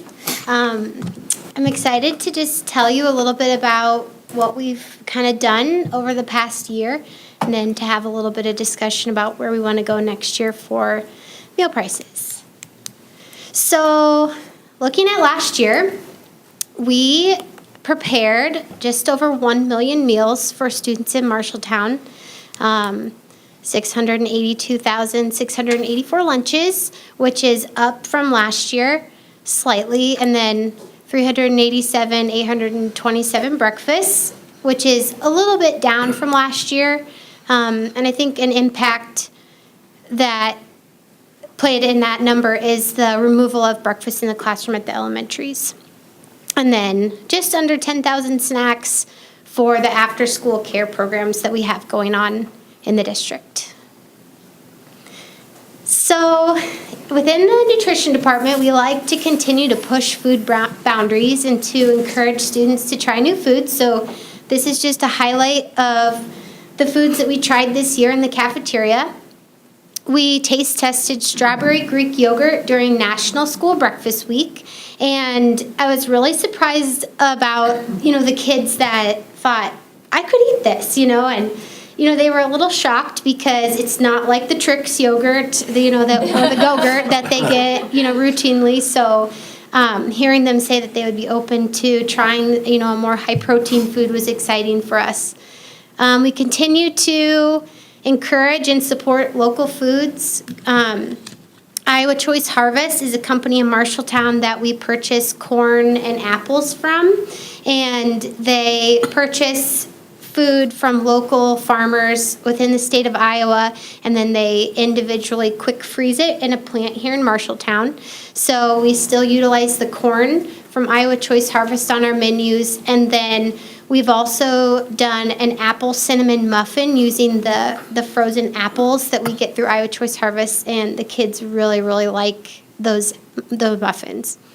For staff this year, and for students too, we rolled out a new salad right after the new year, an Asian chicken salad that has quinoa on it and edamame. And the staff have really enjoyed it, and it's been fun teaching people about these new superfoods that can really benefit everybody's health. So this spring, on our spring menu, we are going to put edamame on the menu for every student to try. And we're also going to do Brussels sprouts one time before the end of the year. So could be exciting. And then we also continue with the Fresh Fruit and Vegetable Program grant, where every student gets a snack of a fresh fruit or vegetable every day in the classroom.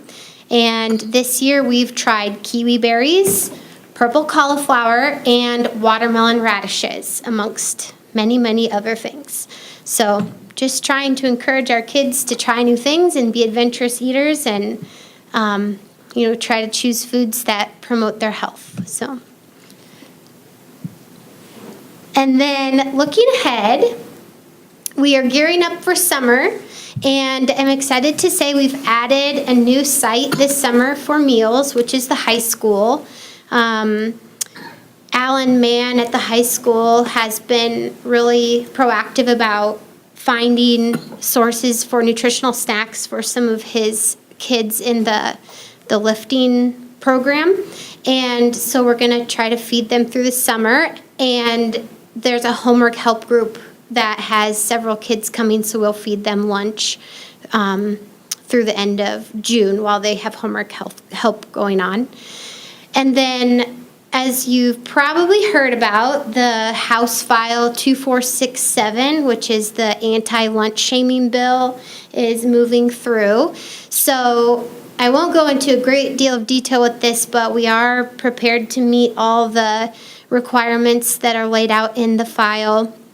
And really the way that our negative lunch account policy is set up, it's very in line with what this bill is asking schools to do. So minimal changes will be needed on our part to make sure that we're 100% compliant with that.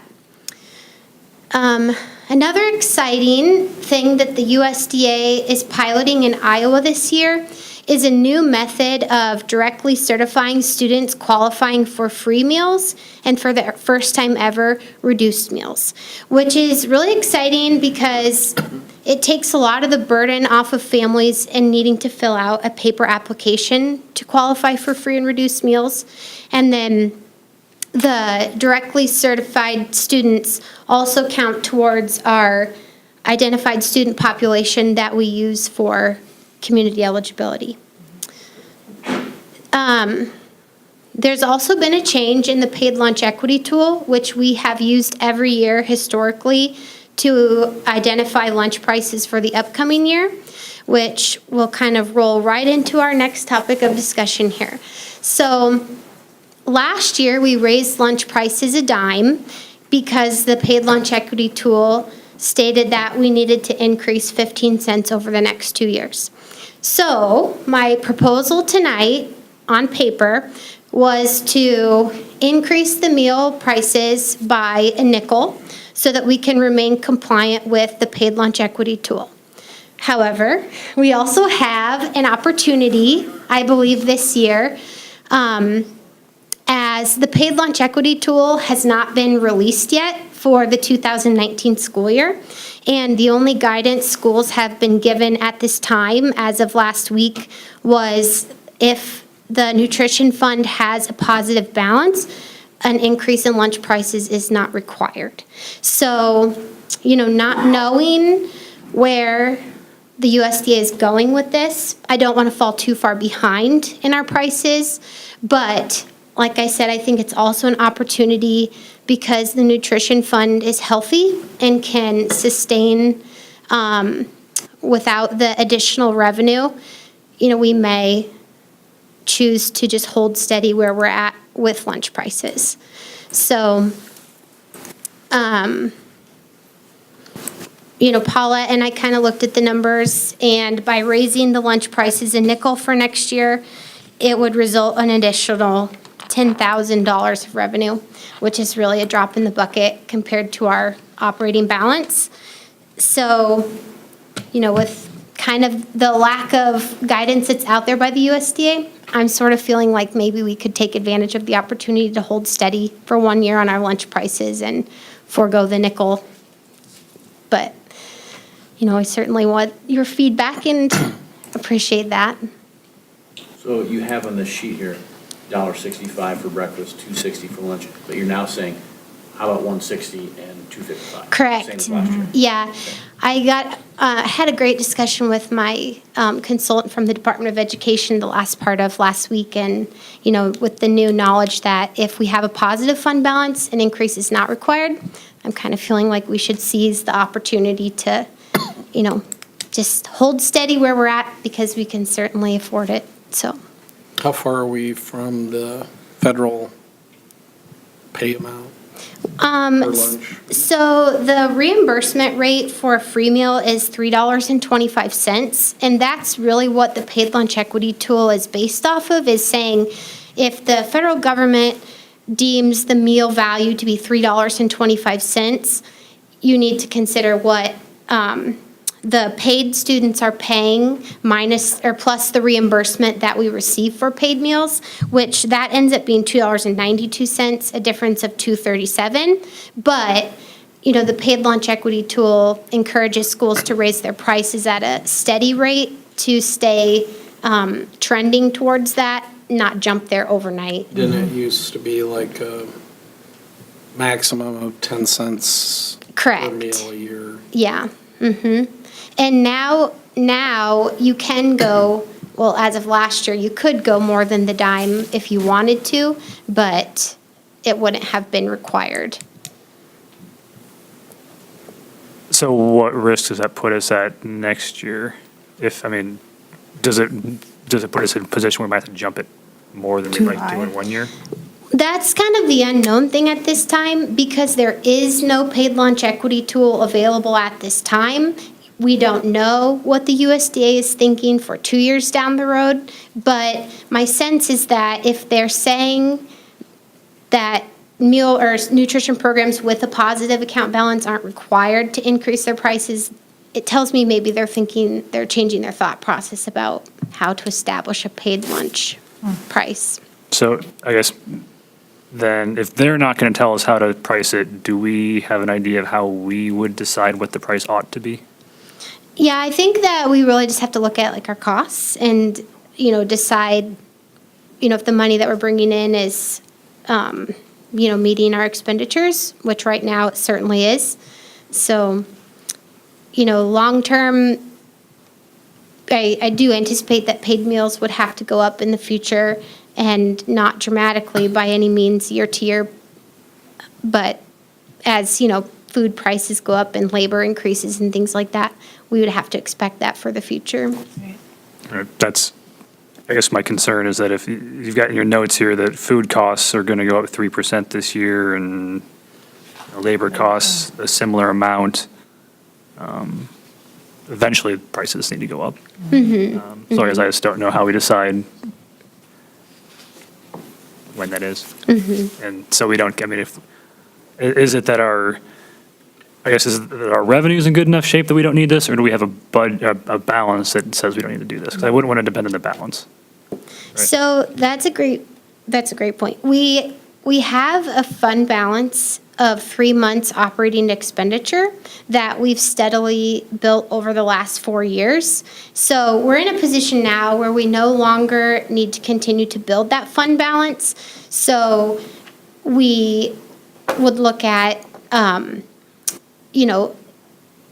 spending money on some different things now that we couldn't afford in the past, like some different equipment purchases and things like that, or, deciding that the revenue doesn't need to come in at quite the rate that it has been. So, does that answer your question? So is your recommendation that we do not increase prices this year? I think I'm kind of leaning towards that, yes, that I'd like to see what the USDA recommends in terms of lunch prices moving forward, knowing that this year we can certainly afford to hold steady. When do you anticipate that equity tool? I have no idea. 3 months ago, but yeah. So maybe the safest thing would be to recommend the increase, but for the board to allow you the discretion if and when that tool comes out to hold at our current price. Do we have any requirements on when prices are set? Historically, we've done it in February every year, so I've kind of been dragging my feet on doing this just with all the question marks out there. But, we're getting to that point in the year where for next year we want to start communicating. Yeah. So, You would certainly want to have that price set before registration in June. Yeah, it's coming up. I'd be fine doing what But yeah, it's a good idea. I know, you're so smart.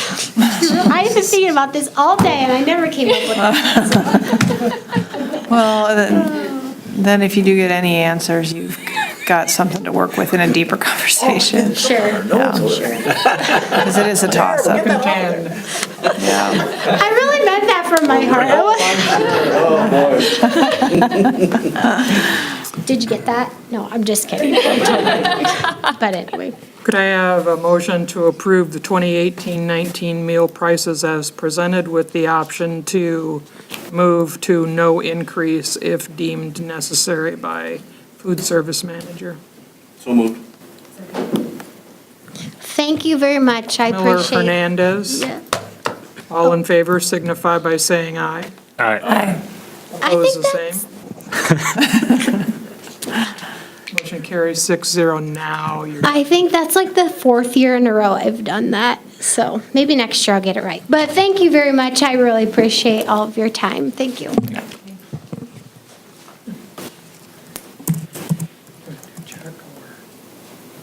Josh is fine. Well, it doesn't matter. Then we move on to Mr. Smith.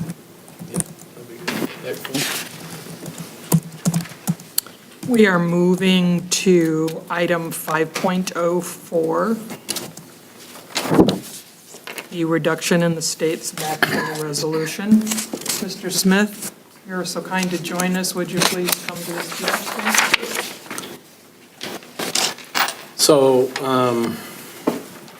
I think probably most every district had been reached out to by, is it Representative Yocum or? Senator Yocum, encouraging school districts to speak out regarding the significant negative impact that moving the backfill could have financially for the districts. And I know in talking with Senator Edler that as of probably 2 weeks ago, there had been very little input given, probably because we really weren't quite sure what the impact would be, other than for community colleges. I know I had been speaking to legislators, and so just in terms of and I'll have Paulette Newbold, our finance director, speak to this, but based on the information that was shared with us in year one, if the backfill were eliminated, that would be an immediate reduction of $537,000, or $537,702, which to me, having been around as long as I have, almost kind of sort of feels like an across-the-board cut, or at least the impact of it would be exactly the same. Yeah. So I find some irony in that. Opposition to a across-the-board. Yeah, I mean, that was very highly touted as a terrible thing. A terrible thing about, what was it, 8 years ago or something like that? It was 2010. Okay, and yet this would have a very similar impact in that if the backfill were eliminated, we would still, as a district, have the authority to spend $537,000. We just wouldn't have the cash from the state to back it up, and so we'd have to determine, do we have cash reserves that can cover that shortfall, or do we want to exercise our ability to raise property taxes in order to cover that $537,000? And I'll turn it over to Paulette, because you probably have a little bit more knowledge in this area. Sure. Can you pull up, Josh, that one? Yep, that's correct. So this is a calculator that the Iowa Association of School Boards put out for school districts to kind of evaluate the impact that this might have on districts. And as Dr. Schutte said, for the current year, our backfill from the commercial and industrial backfill is about $537,000. There's a couple of different proposals out there, I think, as to how this would be reduced over the next few years to eventually save about $150 million out of the budget, for the state budget. This particular proposal is the Study Bill 678, which does, I think, about $50 million in year one and then $25 million each of the next 2 or 3 years. So the impact on the Marshalltown School District for next year, with that $50 million reduction, would be a loss of about $182,000. Now that comes across all funds that receive property taxes. So it's our general fund, it's our debt service, Pearl, PEPL. And what happens in some of those funds, particularly the general fund, part of that, the $54,487, which is the very top line, that actually would be backfilled by the school aid formula. So yes, they're saving money by not paying it out one way, but they're going to pay it out in yet another way. So that's really, that really doesn't have as much as an impact on the district. The second number, the $54,675, that would be an increase to our property taxpayers, because that's the additional levy portion which would be covered by local tax rates. The following amounts that are all listed there are loss of revenue amounts. So when you do the math there, and the estimated net loss of revenue after recouping some of that through the school aid formula would be $73,656 for next year under this proposal. So there's more than just the 54,487? Yes. Okay. Yep. Yep, each fund has its own impact in year one. This would be, based on what it is this year, over the entire term of phasing out that backfill. Right. We would have a total loss of about 537. And 73,000 next year. Yes. Okay. Under one of the proposals Under one that of them, yes. is putting forth Mike, so.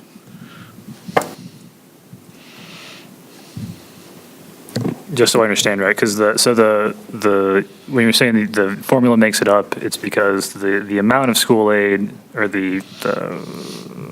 lost my terms, the standard student cost stays the same, so the money's gonna show up, it's just where it comes from, So you always have your 540 levy, which is your uniform levy, and then the school aid formula backfills up to 87.5%. Right. So, if you're getting less from your 540, then you're getting more from state to get you up to that 87.5. So, part of it, so the state's going to reduce, let's say this was the plan that went forward. In year one, the state's going to reduce 180,000. A chunk of that, they're going to actually make up somewhere else. A chunk of it, we're going to have to, by law, raise property taxes. Yes. And a chunk of it, we're just going to lose. Yes. The 73,000, which totals up to the 73,000. And so the goal here is to pass this resolution and provide our local legislators and legislators, and a whole bunch of them from all over the state, don't do this. Correct.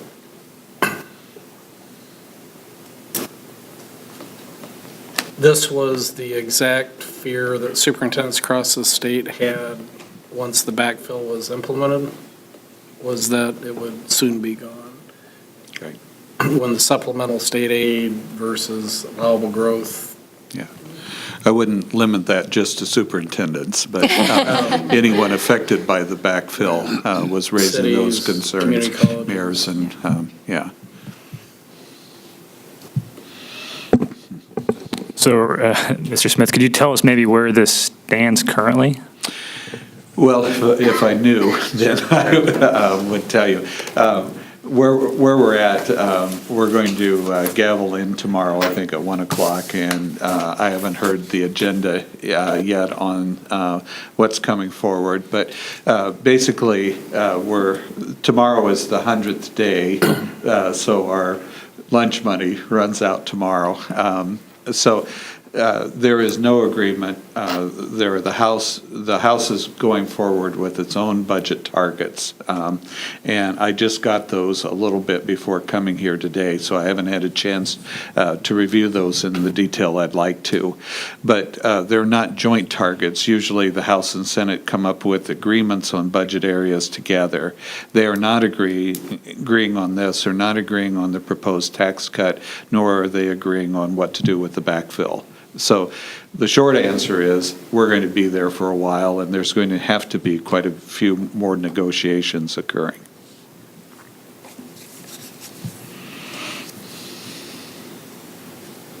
Any other questions?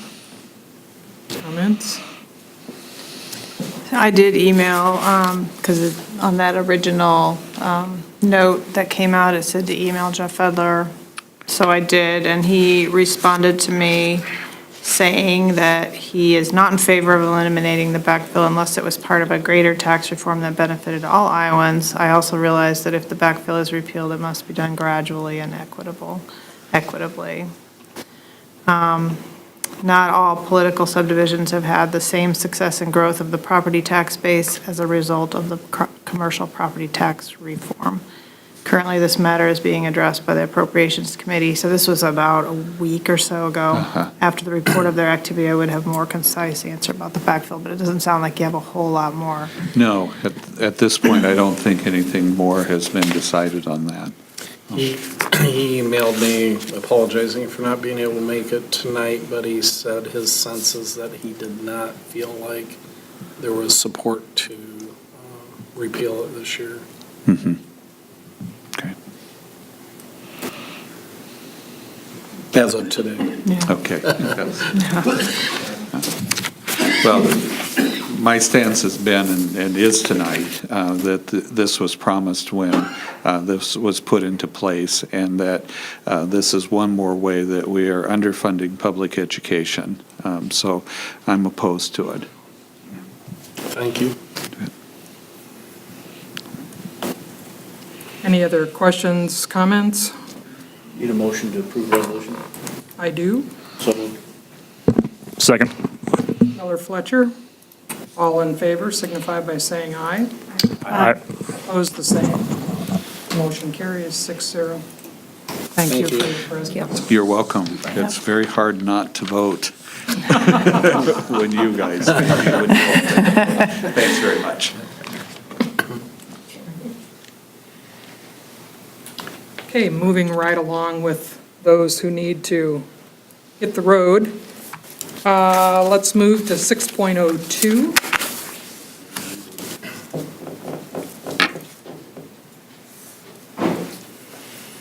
Jock. Just a doubt. He's coming back. Sure he'll be back.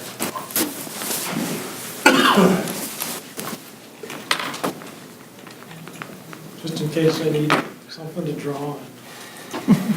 Graphics always help, right? Certainly.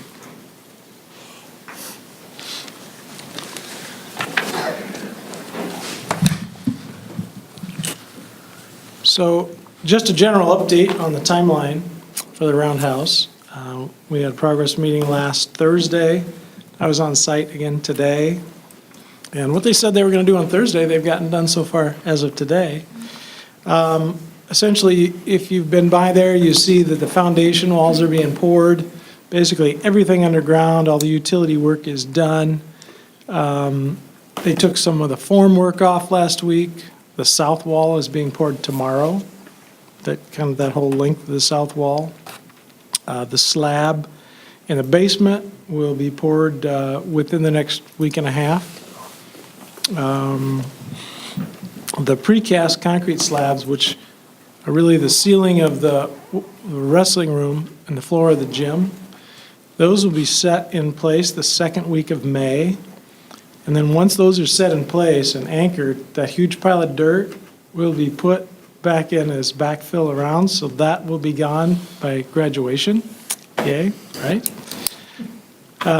So that's really kind of the foreseeable, what's really kind of planned going forward. The slab of the floor of the wrestling room will be poured in the next 2 weeks. The CMU will start in that lower area. So we've invested quite a bit in everything that's underground, and now you're going to start to see things coming up out of the ground.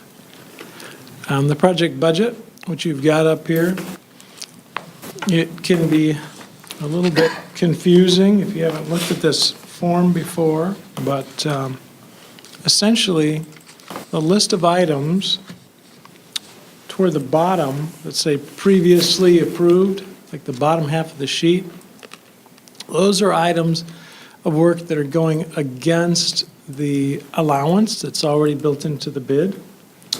The items up above that say approval requests, except for number 9, you'll notice number 9's already been approved, but it's listed there again.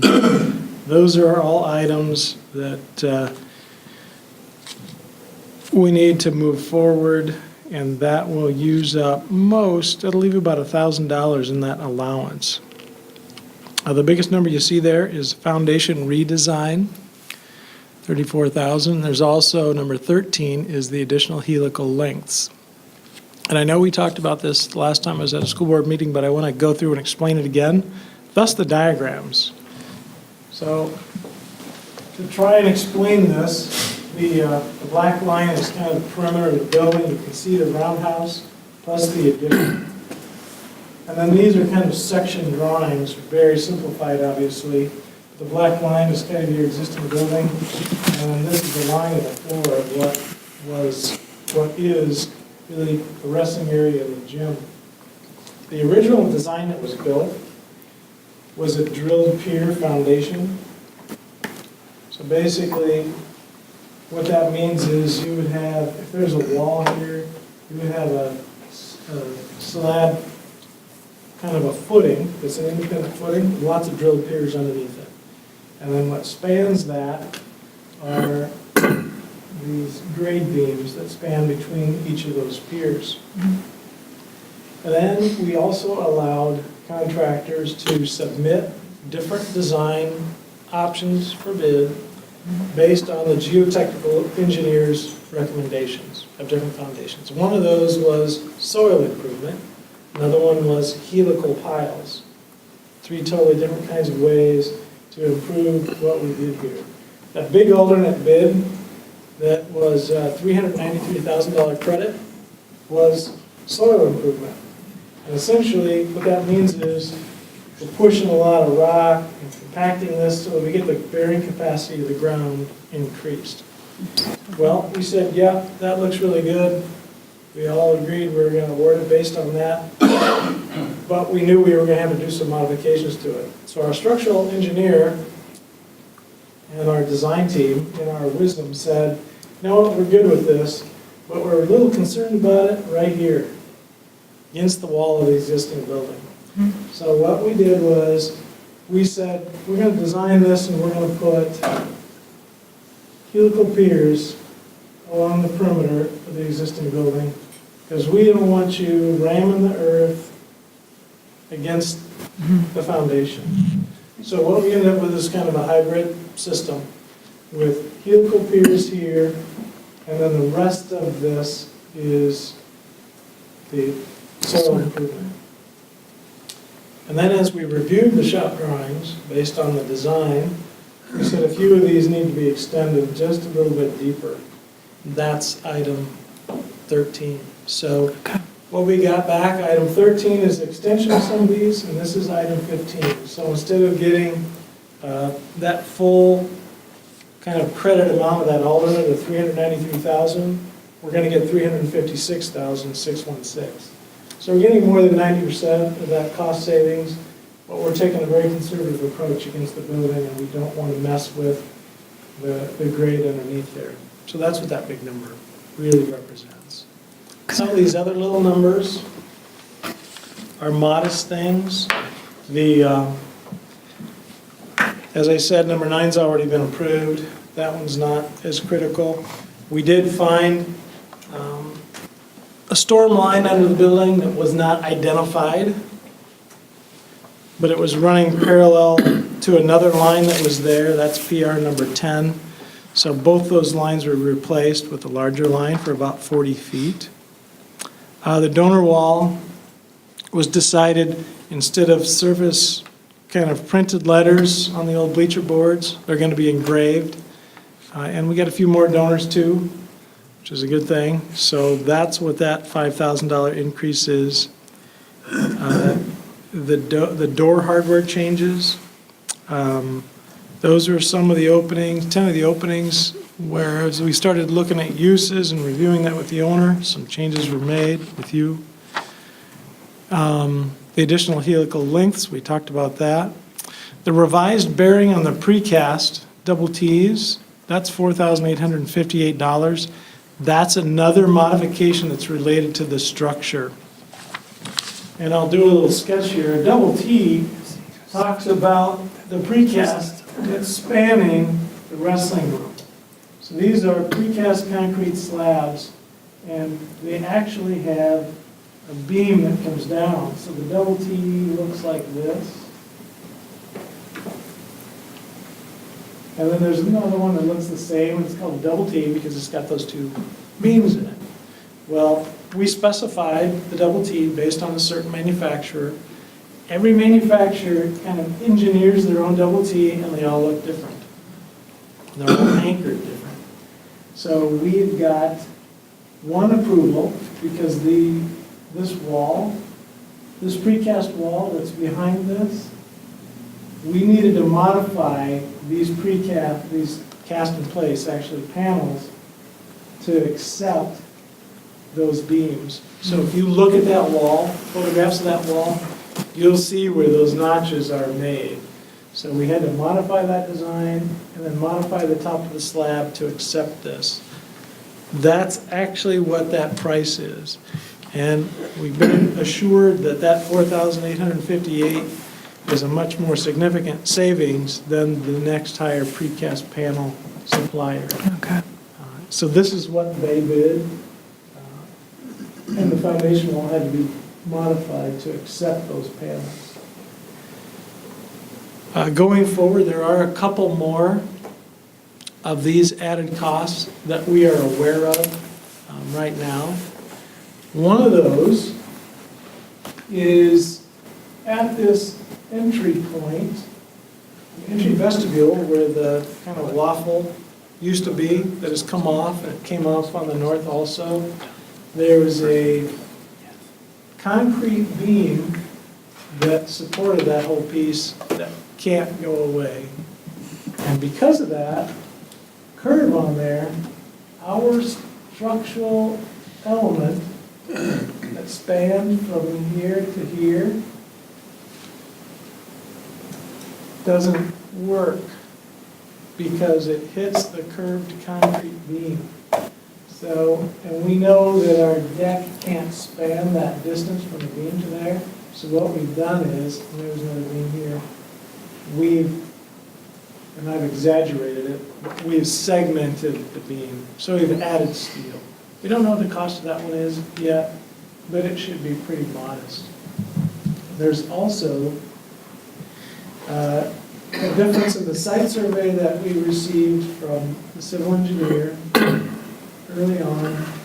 The dimension, the actual dimension from the tangent of the roundhouse to the back of that glass wall, the dimension that they had does not match the dimension in the field, and the dimension to the underground does not match the dimension in the field. So the building's actually a little bit bigger than what it shows on the drawings because of the civil engineer's site survey that was done. And so we've got just a little bit more steel on this end of the building. We haven't gotten any price back on that yet.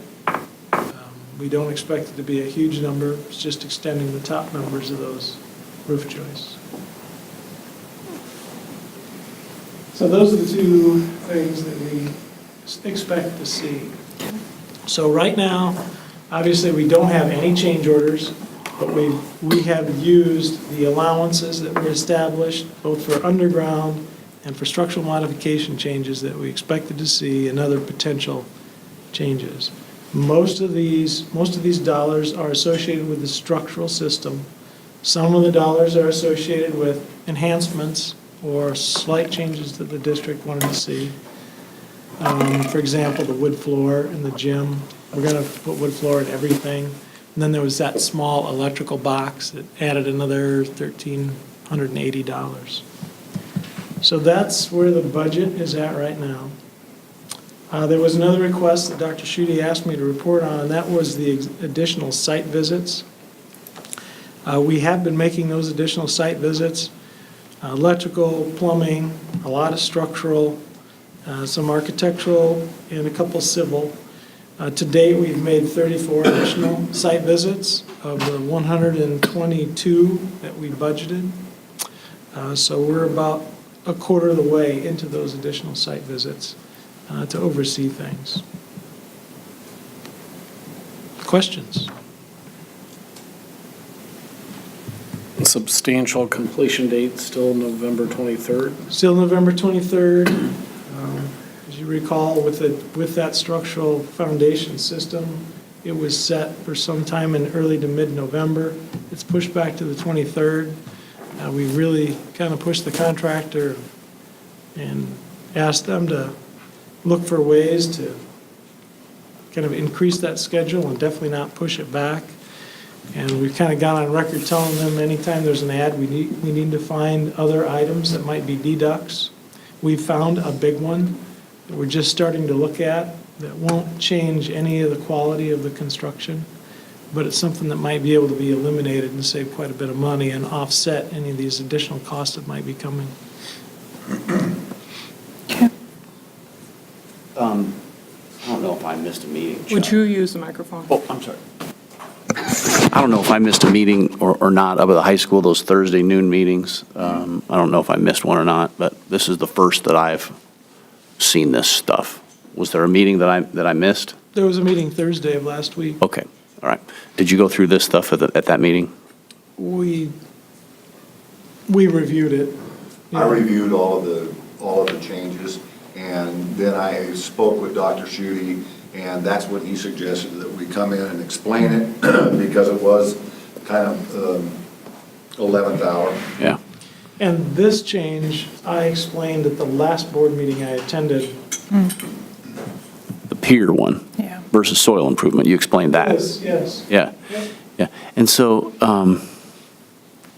the one with the double T, this, I mean, I'm not a construction engineer, so I don't know, but it sounds to me like something that should have been designed and put in the original bid, and I don't know why we're paying for somebody else's mess up now.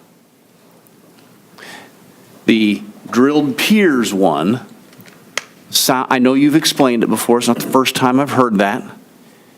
It doesn't sound right to me. I know why you're doing it. We had a vendor that told us there's no way it would ever work. We listened because it was cheaper. Didn't pick somebody else because of that.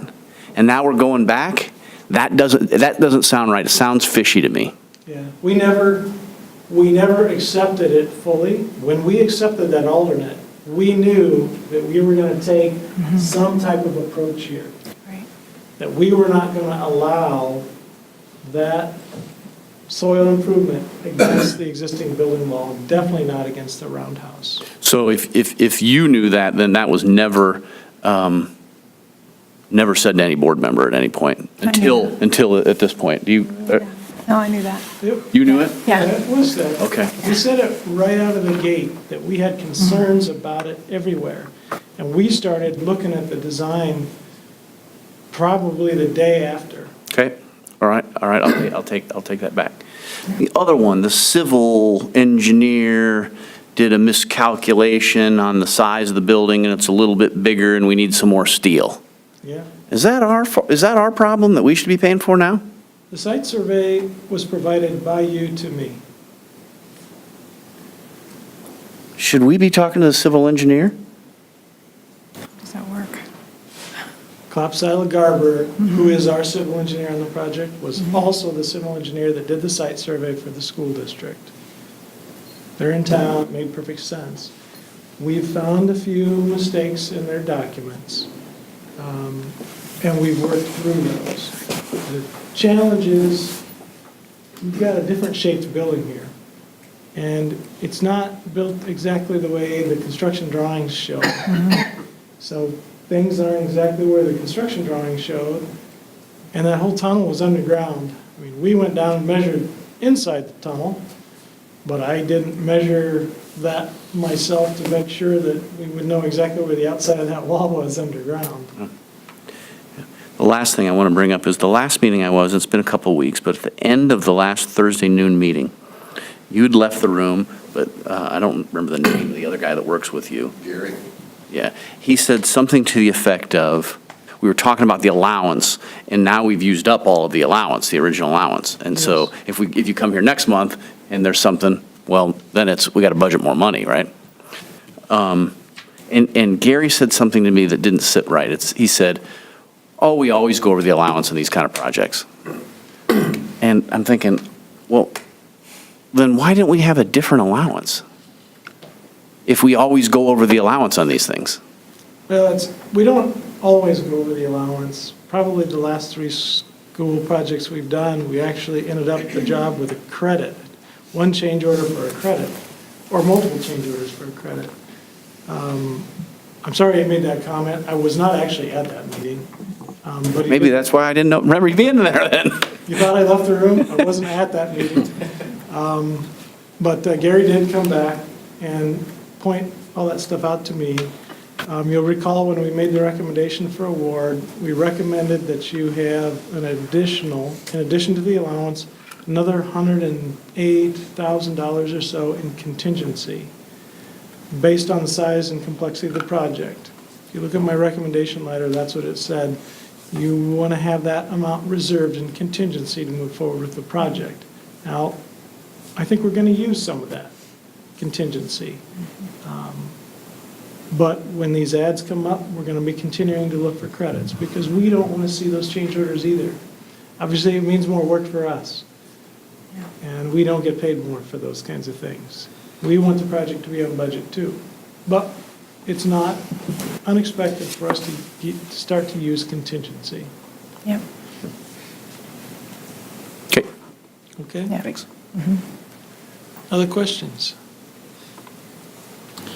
I have a motion to approve the proposal requests as presented. Just, Less What- item 9. So that'll come out of that 1380 will come out of the 61,516. We already did that one, right? Yes, that one's already been approved. I made a typo. my only question here is, I guess, more administrative. What exactly are we approving here? Because it's not more money, so it's changed the It's not design. more money. What are we approving? It's just really an update to tell you where we're at and how we've spent the allowance. This is what we expected, mostly what we expected to spend it on. Okay. So, yeah, you're not approving more money. So, Then, thank you. so there's a motion on the floor, right? No, there isn't. Okay. It's never seconded. Was it not seconded because you had a question? Sorry, I can second that, that's fine, second. I think that's what happened. He was going to second it, but then he had a question still. It's not seconded. I will second that. It would have been so much easier if you hadn't. I don't know, sorry, what do,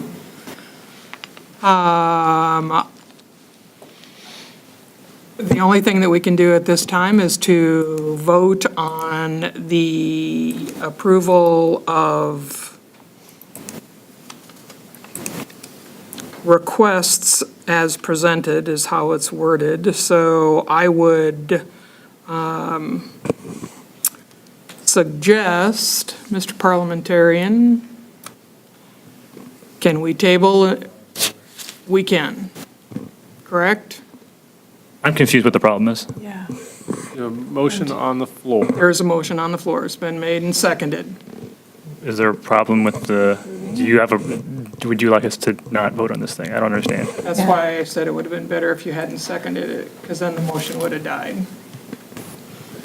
But if we're not approving any requests, It's really a request to use the dollars for these specific things. Yeah. Of the allowance. That's what I understood. Additional money, it's just how the money is being spent Right. from the So allowance. that's all. Much of it is spent already. yeah, it's gone. It doesn't matter. Yeah. Not all of it. I believe that we had a motion on the floor. If you remember when we had the probable lawsuit, we had a motion on the floor, Yeah, I think you can table it. and I then we had think a the motion motion to can be table. withdrawn by the person who made it, if they want to. I'm still confused.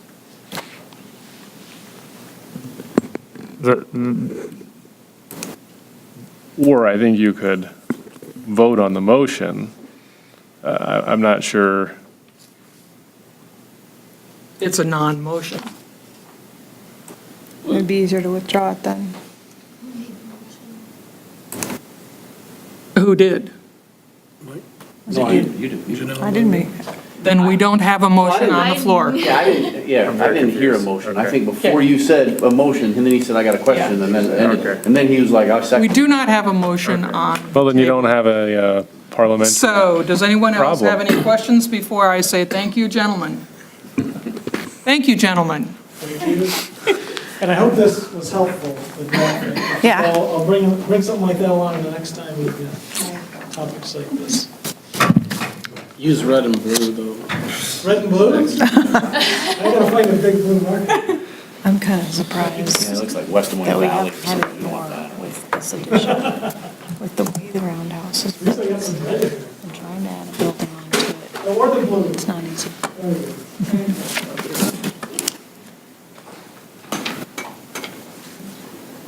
Do we have him? Yeah. Okay. So now, we are moving to 6.01, because we have Steve Cox on video. Hi, Steve. Hi, I can hear you guys, but you're quite quiet. Last week. Yes. Any better? We'll speak into the mic. Perfect. Yeah, that sounds good. And you can hear me okay? Yes. Terrific. All right. So are we ready to get started? Yes. You have the floor. Perfect. Okay, so my name is Steve Cooks, and I work with Thought Exchange, and Theron has asked me to join you tonight to present the results of a recent community engagement we did about facilities improvements within your district. So I'll just give a short presentation summarizing some of the key findings that we found, and then leave some time for questions. So the community engagement ran between February 16th and March 2nd of this year, and basically what we did was we conducted small conversations via our online engagement tool at each of your schools across your district and at the district level for a total of 11 conversations that we combined to reveal the results that I'm going to present to you tonight. And in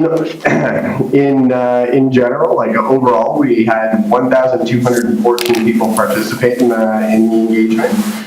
We had 1,623 thoughts contributed, and 18,901 ratings were assigned to those thoughts. So for anyone in the room who doesn't know how a thought exchange works, essentially we present the community with questions about a specific topic, in this case facilities, and each member of the community has an opportunity to share their thoughts in response to those questions. But then their thoughts are shown back to the community in the second step, what we call the star step, where other members of the community assign 1 to 5 stars to each thought, just based on how much it resonates with them or how much they agree with it.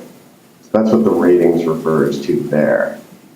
And once we wrapped the process up, we had a few guiding questions to guide our analysis. And what they were what does the community value about the current facilities within Marshalltown?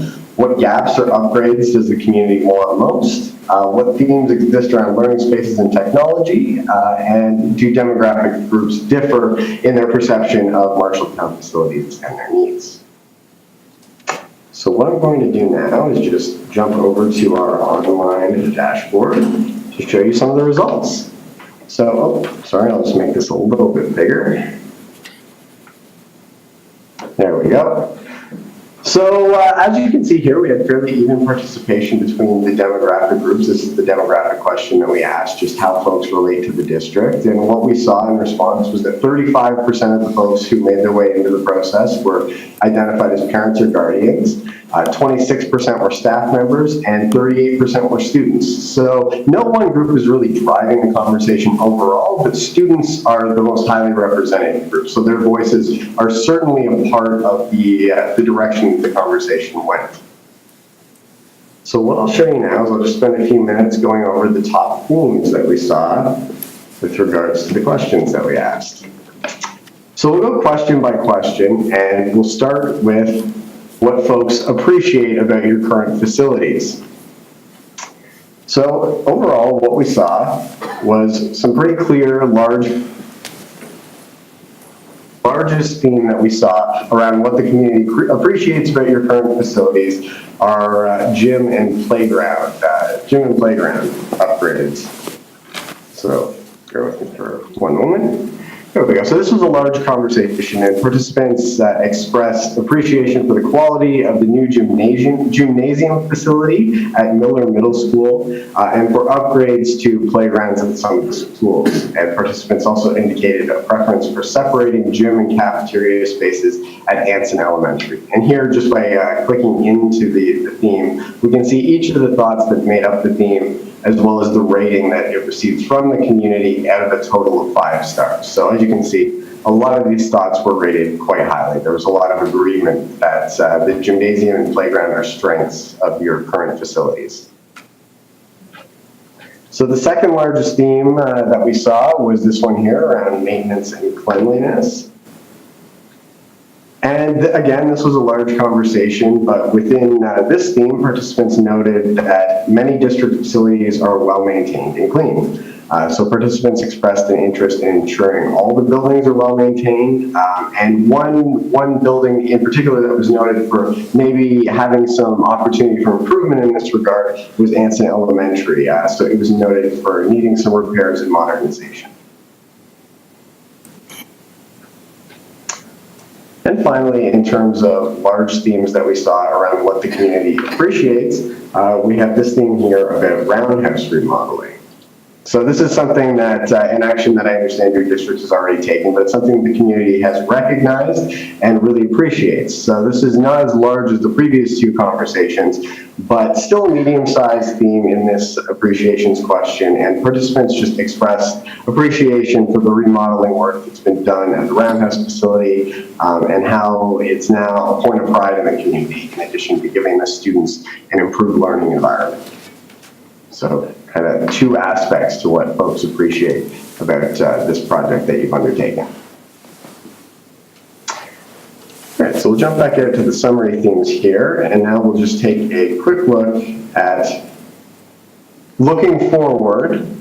What would you improve about the current Marshalltown facility? So that was the other question that we asked here. And obviously you can see within the summary themes, the largest that we see here is the upgrades to facilities. But by going in, we can see what the top elements of that conversation were. And the largest theme that we saw within this conversation was this one here around auditoriums.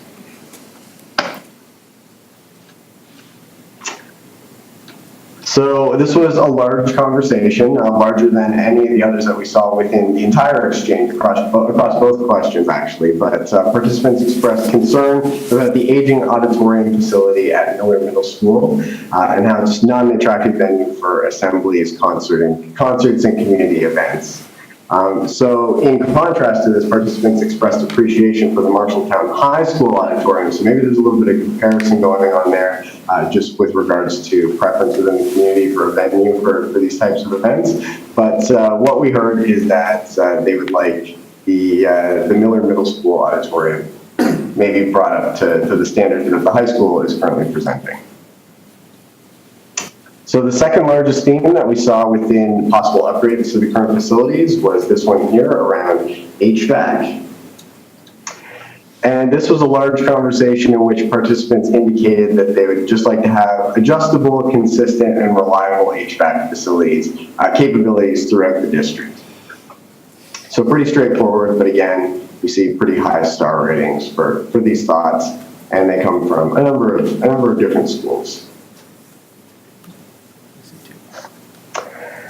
All right, and the third largest theme that we see within this improvements to current facilities theme is this one here around securities and entrances. So this is kind of a topic that's becoming more and more common when we do these types of exchanges with districts across the country for obvious reasons. It's just very topical right now in relation to recent news events. But participants indicated that they'd like to have high quality security and entrance infrastructure and services to maximize the safety of students and staff. So some examples that folks shared within this theme were active shooter drills, which is not necessarily a facility, but we also had some comments around lockable doors and perimeter monitoring. So participants indicated some schools have received facility upgrades to security and entrances. And for example, they noted Woodbury and Franklin Elementaries as two schools that kind of fit that regard, but this is what folks are looking for more uniformly across the district. All right, and finally, just two smaller themes that I wanted to share with you folks within this conversation around potential upgrades. Or first, this one, we call it walls, roofs, and enclosed classrooms.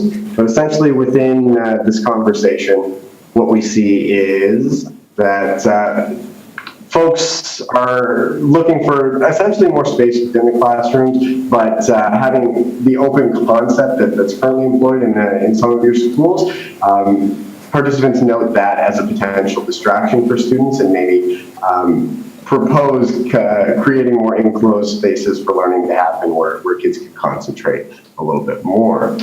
And finally, another smaller theme, but one in which we saw high agreement among our high ratings across the thoughts were, there was this one around bathrooms, fountains, and sinks. So essentially the message here is just continue modernizing restroom facilities and just, keep working to bring those bathrooms kind of up to a good standard across the district.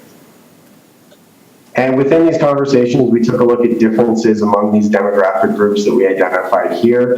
We didn't see any real strong differences, but what we can see here is just the average star rating that folks assigned to each of the themes.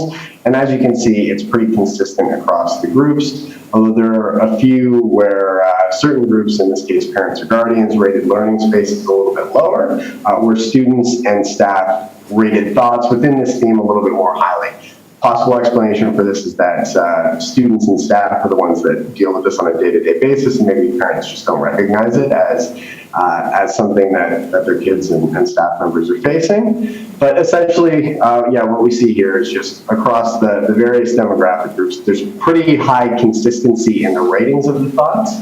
And we can do a similar comparison across the various schools here. And this is something that I won't dive into in too much detail right now because it's a fairly complicated image. So just bear with me while I make a small correction here. But this is something that Darren and I have discussed, and he's identified some potential areas for action within the community, just with regards to which schools are rating which themes more highly and more lowly and things like that. So essentially that is what I was hoping to present tonight to you folks. And I guess I'll open it up there for questions. Questions from anyone? No. Doesn't appear that we have any questions.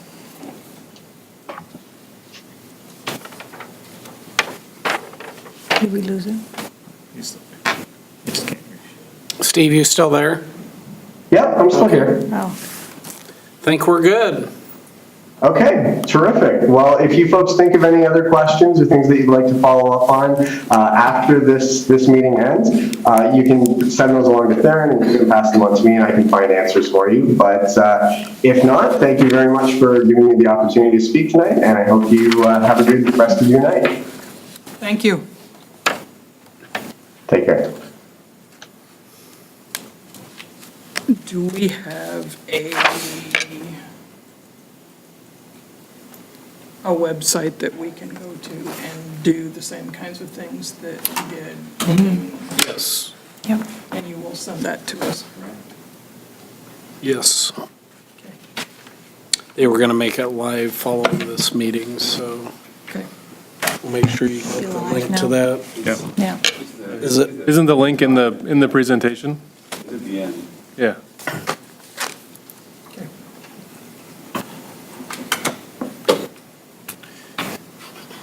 One of the things we talked about in the meeting when we went through this, a few of us went through this last week. Facilities. Yeah, and we talked about this being a good data point of what the community sees as priorities, and now marrying that with our budget capacity over the next several years is the most logical next step. And Paulette, I think you were nodding your head a lot in agreement to that, as I recall, so.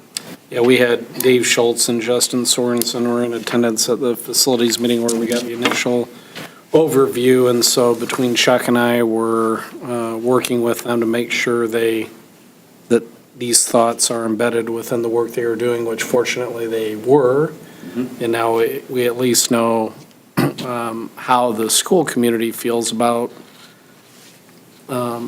their desire, without cost being a part of the equation. Here is what our school community feels are the top areas for improvement, but we'll need to work with them on developing first and foremost, a timeline to get this long-range facilities plan completed, which would include, putting preliminary cost estimates next to them, and then we can start trying to figure out with our budget capacity, what we can do and when we can do it, and hopefully a decision will be made on extending SAVE as well, which will give us a little bit more latitude in that regard. Mr. Spaghettis, is Chris going to be with us in our exempt session as well? Yes. Okay. So sit back and enjoy yourself. We're a ways from there. Let's move back to where we first digressed from our agenda. So we are now at 4.05.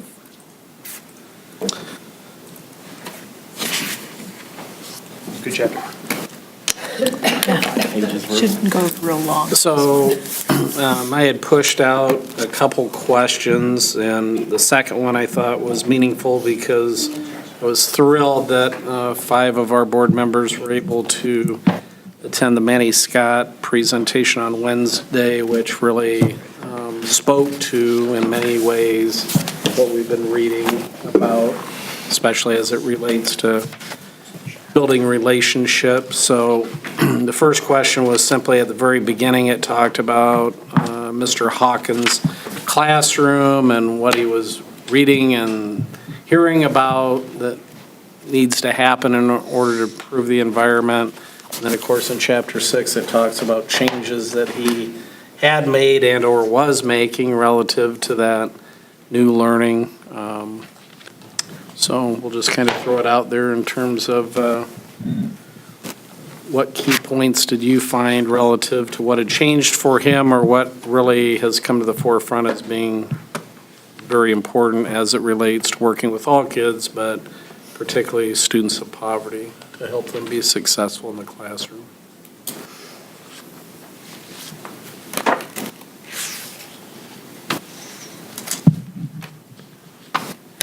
Something that related, I think, to what we talked about was like the boosting their social status.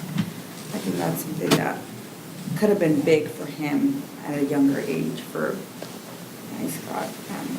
That's something that our kids here needed constantly, daily, and it can come from the teacher, as well as teach others to do that as well, as a friend or whatever. But that's something that we definitely use.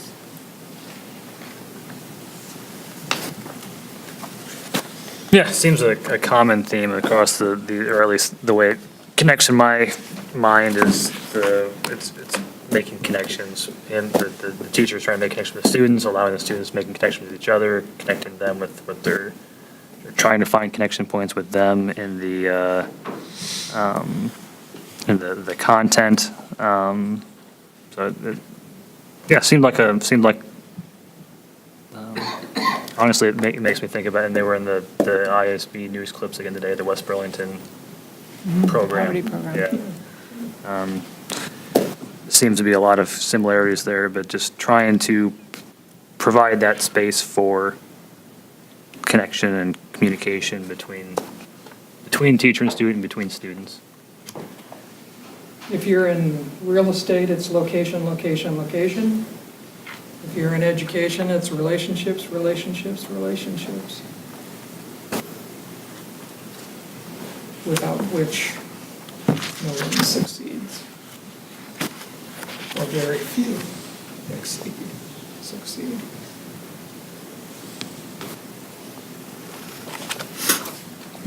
thinking about the Manny Scott presentation and what we read here, looking about making it relevant, connecting to the kids on page 146.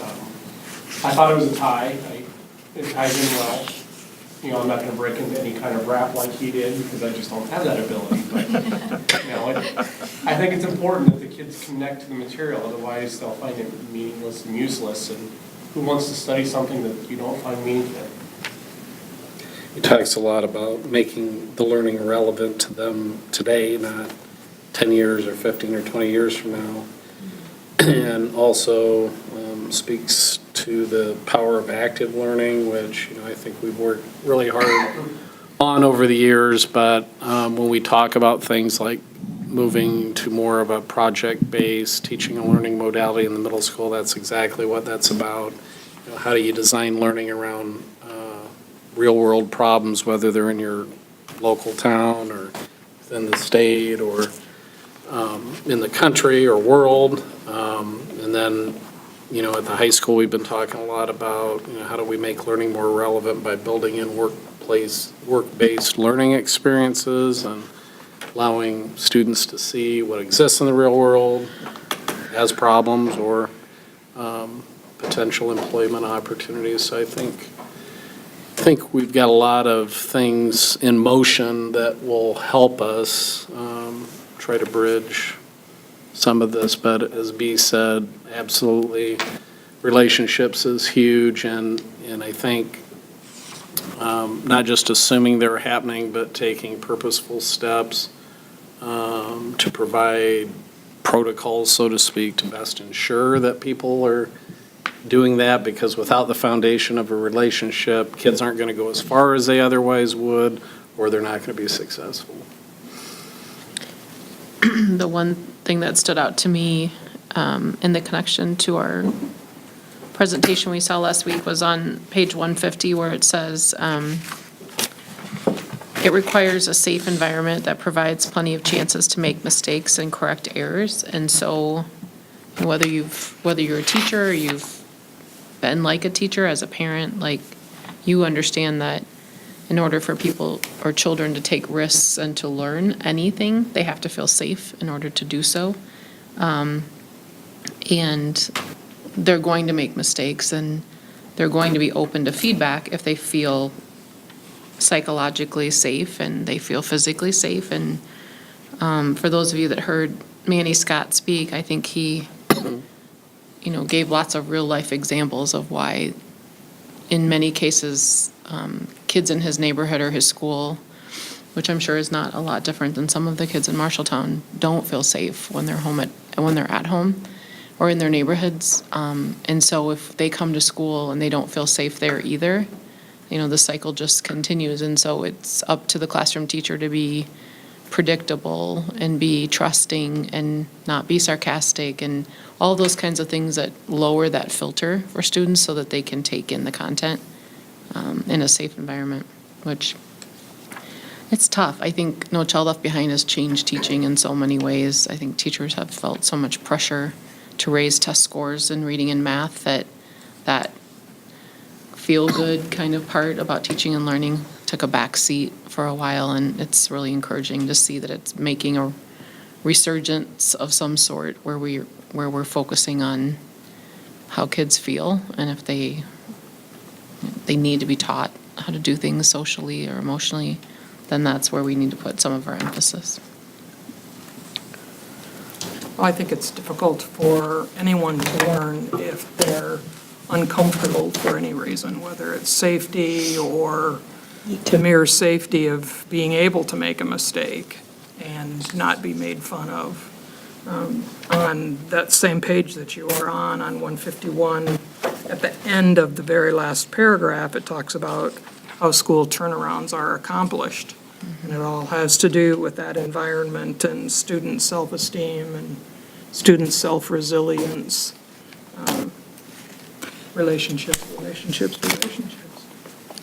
I think, and Theron said this at the speech, or when he introduced him Thursday afternoon, but the fact that a stranger could walk into our middle school and within 60 minutes captivate the attention of our 800 kids and get them to feel safe enough that they could stand up in front of their peers for things that were challenges and really scary things that they're possibly experiencing in their life just speaks to the power of what one adult can do to help kids feel connected and that somebody's listening, somebody cares about them. And when we had the community presentation that night, I think I did tell you this, Dr. Schutte, but there was a community member that said, well, my child came home and said, everybody, had such a great time, and I was listening to him and like, sure. And then she said, and then I heard the superintendent say that I've never heard any speaker engage middle school, 13-year-olds, 12-year-olds for 90 minutes without a peep in the audience. And she said, so that to me made me know my child was telling me the story of what really happened today at Miller, and it was kind of a neat experience to be a part of. I think one of the things that's been enlightening and encouraging for me is that as I've had the opportunity to get into classrooms and to actually watch teachers and students and the presentations that we see, I really do not feel that Marshalltown has fell victim for the most part to lowering standards for kids as a result of the challenges that many of our kids have. I think we compensate by having a wealth of opportunities and offerings at the high school level, and I think as a result of sustaining high standards, we have higher degrees of students that are struggling probably at the lower levels. It's really more about how do we bridge that gap and how do we engage students to work harder, engage parents to help their kids as best they can, engage kids to get at school every single day and recognize why that's important. And I'll never forget when the first year I coached, I actually graduated a little bit early, and I had a trimester where I substitute taught and coached 7th grade girls track at Knoxville, Iowa. And I remember I was so excited, and because of the foundation that I had of being on very successful teams both here and at Central, of course, I thought everybody could be that way. Well, I go into this situation where they were thrilled to death to hire me, and then they informed me that this group of girls, I guess it was 8th grade girls, had not won one game in any activity in 8th or 7th grade. They said it's the worst athletic group we've ever come through. And being green, I thought, well, I told the kids, I said, if you do what I ask you to do, and I'm going to ask you to work hard, I can't guarantee you're going to win everything, but I guarantee you'll win something. And by the time, I only had 17 girls out for the team, and by the time we were coming back from the first few meets, we were coming back, not winning meets because we didn't have the numbers that could win a dual meet or win an invitational, but we had individuals that were setting records in like invitationals, and I came back and I would tell the athletic director, because he'd always ask, well, how did things go? And I'd say, well, we got second in the dual, but we set 3 school records. And he absolutely thought, he did not believe what I was telling him until we had our first home meet. And he saw that there were 5 individuals at least that were running as well, if not better, than most of the high school kids. And we had some kids at 7th and 8th grade that were actually running times or jumping distances that could have qualified them in high school at least to participate in the state meet. So it just proves how, regardless of the circumstances, I think if you build relationships and get kids to buy into whatever you're trying to do, that sometimes some amazing things can happen. And I truly believe that that's possible here in all regards too. And I think we're on a good path.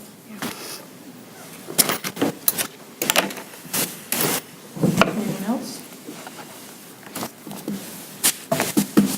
It's been an interesting journey through this book.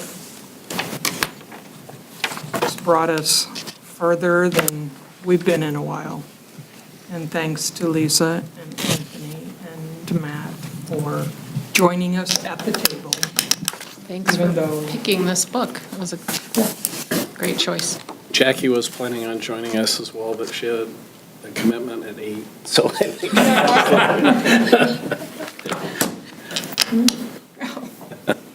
8 o'clock, oh my gosh. All righty, thank you all. Okay, Josh. All Or really to you. Everybody's warmed up.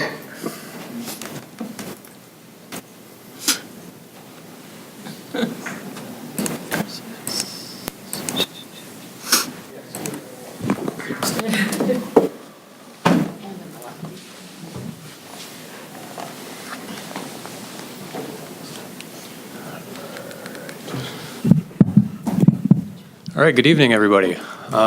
Tonight I'd like to talk a little bit about the current state of the one-to-one Chromebook initiative here in Marshalltown and possibly look at some purchases for next year's Chromebooks.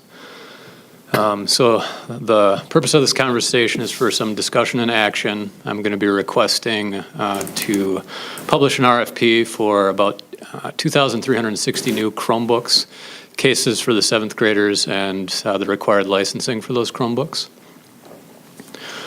The goal, since I kind of adopted or inherited this Chromebook replacement cycle, is to keep all Chrome devices that stay at school be replaced at every 4 years, and the goal of all units that go home be replaced every 3 years. Industry standards, what I've seen happen at other school districts in Iowa, they try to get that replacement on a 3-year cycle, and that's partly due to software support of the actual Chromebook with updates, and as well as just damages based on these lower cost units. They don't have the typical expended lifespan of a more pricey laptop. Although I know with iPads, that was the same desire, even though they might be more durable and they're more expensive. But we found that 3 to 4 years was about the lifespan. Right. And just so everybody here is aware that grades 7 through 12 allow students to take their Chromebooks home. This next table here kind of shows the age and ratio the various grade levels here at Marshalltown are on their current laptops. As you can see, the 5th and 6th grade this year are getting pretty old. 8th through 12th grade, they have devices that are currently 3 years old at the end of this 2018 school year.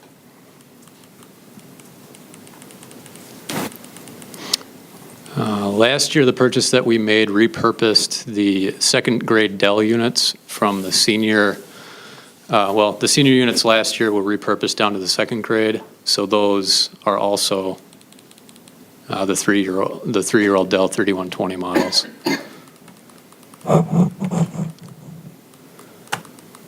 The next chart here, which kind of got split by the page, is kind of a tentative replacement cycle. Obviously, there's things that can go vary in the way that this might come out, but the highlighted green shaded cells would be the proposed year that those units would be replaced. So if you kind of look at it, kindergartens every 4 years, we're doing replacements at 7th and 10th grade to try and get that 3-year replacement cycle at the units that go home. So, and this is assuming that we have a budget about $500,000 a year. Average enrollment numbers stay pretty much the same or gradually incline or increase. A $200 device price point, which is pretty good right now. Last year, majority of the cost of that Chromebook replacement was in the lower grade levels where we went with a touch device. The touch devices are almost double the cost of what a non-touch device is.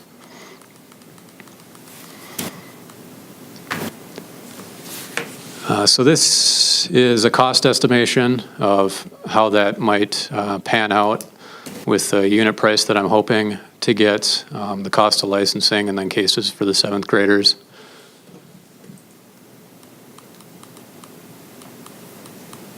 This proposal, the 2nd grade is currently at a 2-to-1 ratio. This proposal would bring 2nd grade to a 1-to-1 ratio.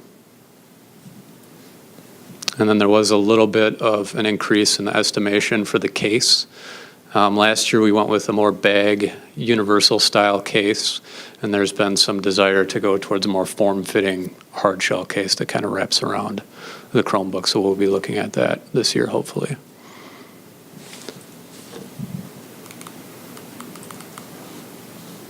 I think that one. Questions for Josh? I think the hard shell case is a good idea. Okay. Case at my house has not been super durable. Sure. Yeah, the initial idea or thought of that was that the case would follow, would be more flexible for different Chromebooks, but as we start to get into that more 3-year replacement cycle, something that fits a little bit better, I think that's something students and staff would kind of prefer to have. So one area that is a little bit unique, just so you're aware, there would be one grade level that would have a 4-year unit. The next year's seniors, their Dell 3120 would be 4 years old instead of 3 years at other grade levels. At other grade levels that go home. Want to commend you, Josh, because to your, as well as my surprise when we came in last year, we weren't shocked, but we were greatly surprised that there was no replacement cycle in place, for the one-to-one implementation that we had made. And, it's one thing to get it up front, it's another to sustain it. And so Josh worked really hard with his team and Brian to establish this replacement cycle that we started to implement at the end of last year for this year. So Yeah, it's not the prettiest, but it'll work. So Good deal. May I have a motion to approve the request to publish RFP for Chromebook cases and the required licensing? So moved. Second. Carter Fletcher, all in favor, signify by saying aye. Aye. Opposed, the same. The motion carries 6-0. thank you.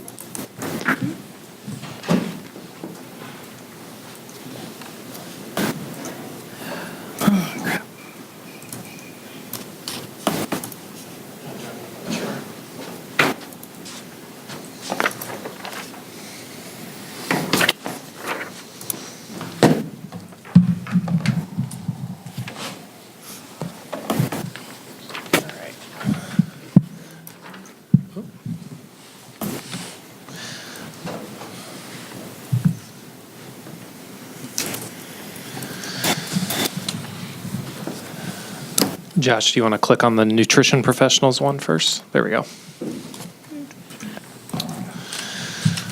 All right.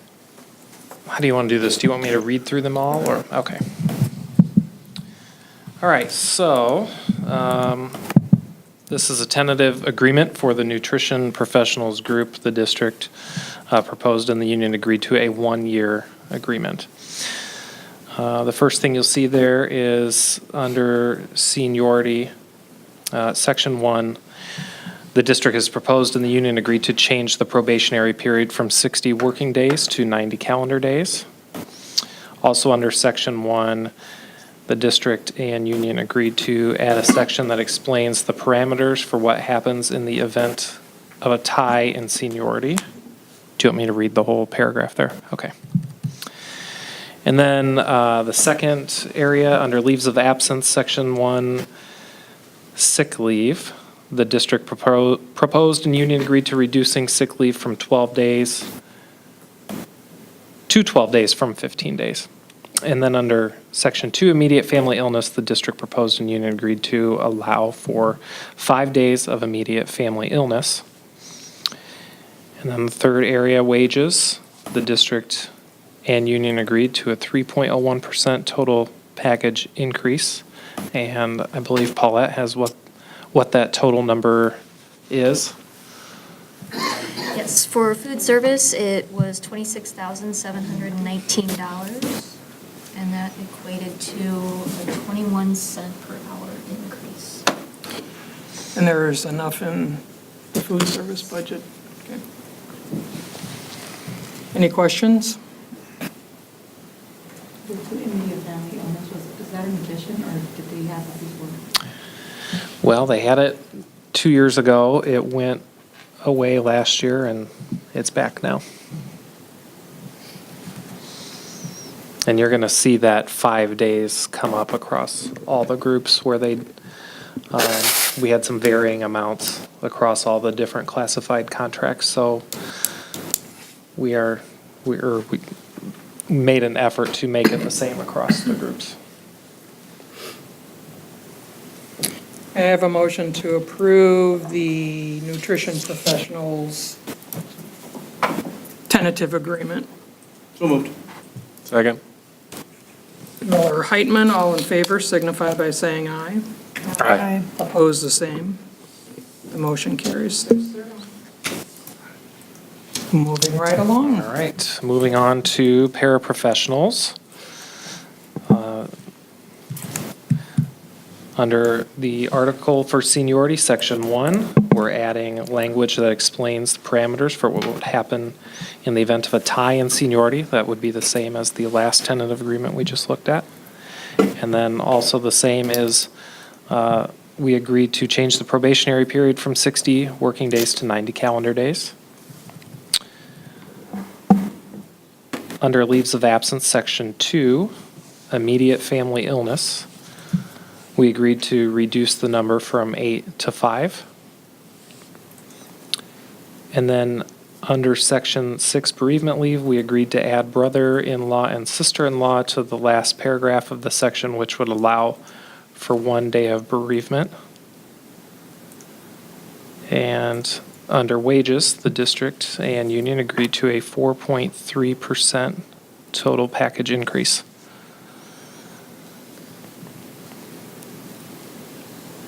And what did that equal, all that in terms of dollars and average pay? Yes, I think it's important to note here for this group that moving them up was just a 3-3-4, so that's why this. Yeah, package- moving them across the Yes. steps. Yeah. So the total cost for the paras was $118,784, and that was a 10-cent an hour increase. Questions? I have a motion to approve the paraprofessionals contract. So moved. Second. Is that a Miller? Heitman, or Fletcher Miller. Fletcher Miller? All in favor signify by saying aye. Aye. Aye. Opposed, the same. The motion carries 6-0. Bus drivers, please. All right, school bus drivers and monitors, again, agreed to a 1-year agreement. And then some other changes under leaves of absence, section 4.5 personal leave. We agreed that up to 1 day of accrued personal leave beyond the 5-day cap will be paid in wages rather than the 1 additional day being added to the employee's sick leave balance. Under seniority, we're changing the probationary period from 60 working days to 90 calendar days. And then under wages, we agreed to increase the activity trip amount from $11.35 per hour to $12 per hour. And then we agreed to a 1.75% total package increase. Which amounts to, for the bus monitors, 14 cents an hour, which was 1,429. And then the bus drivers isn't an hourly increase, so that one's, Well, it is for some and Some of them. not for some. that's the confusing part. So what's a 1.75 total package cost? It is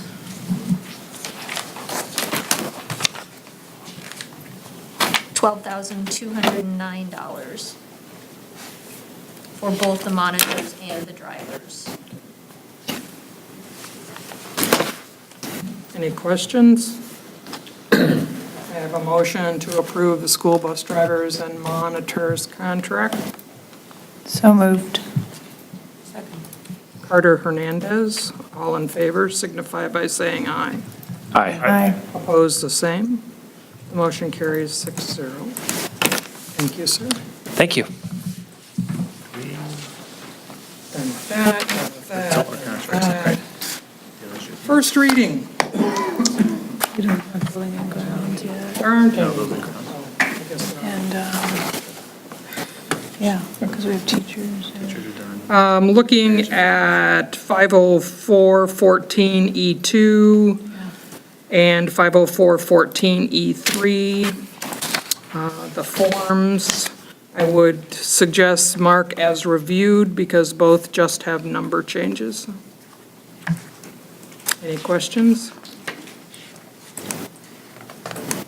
Okay, moving on to 504.3. There is a number change to 507.1. That's the only change to that. Are there any questions? I would mark that as reviewed. 504.31, I would also suggest mark as reviewed. It has a number change of 507.2. Any questions? 504.31R has a number change, but it also has some suggested changes by Stacy Toole Crawford, our Director of Nurses. You'll find that in number 5, where it's talking about administration of over-the-counter medications at the secondary level. She states that it should be Marshalltown intermediate, middle, and high schools only, and that registered nurses with the addition of and staff certified to give medications will administer over-the-counter, et cetera. So that will need to come back. Looking at 504.32, that also has a number change only. So I would suggest mark it as reviewed. Are there any questions? 504.32R, I would also suggest be marked as reviewed because it has a number change only as well to 507.8R1. Any questions? Well done. Very good. Was, Fast. was 504.3, was that just a review? The Yes. headlines? Yep. So only one of these is coming back? Yeah. Yep. 504. See what you Point three started, one Mike? R. See you started? This is a culture change is what we're trying to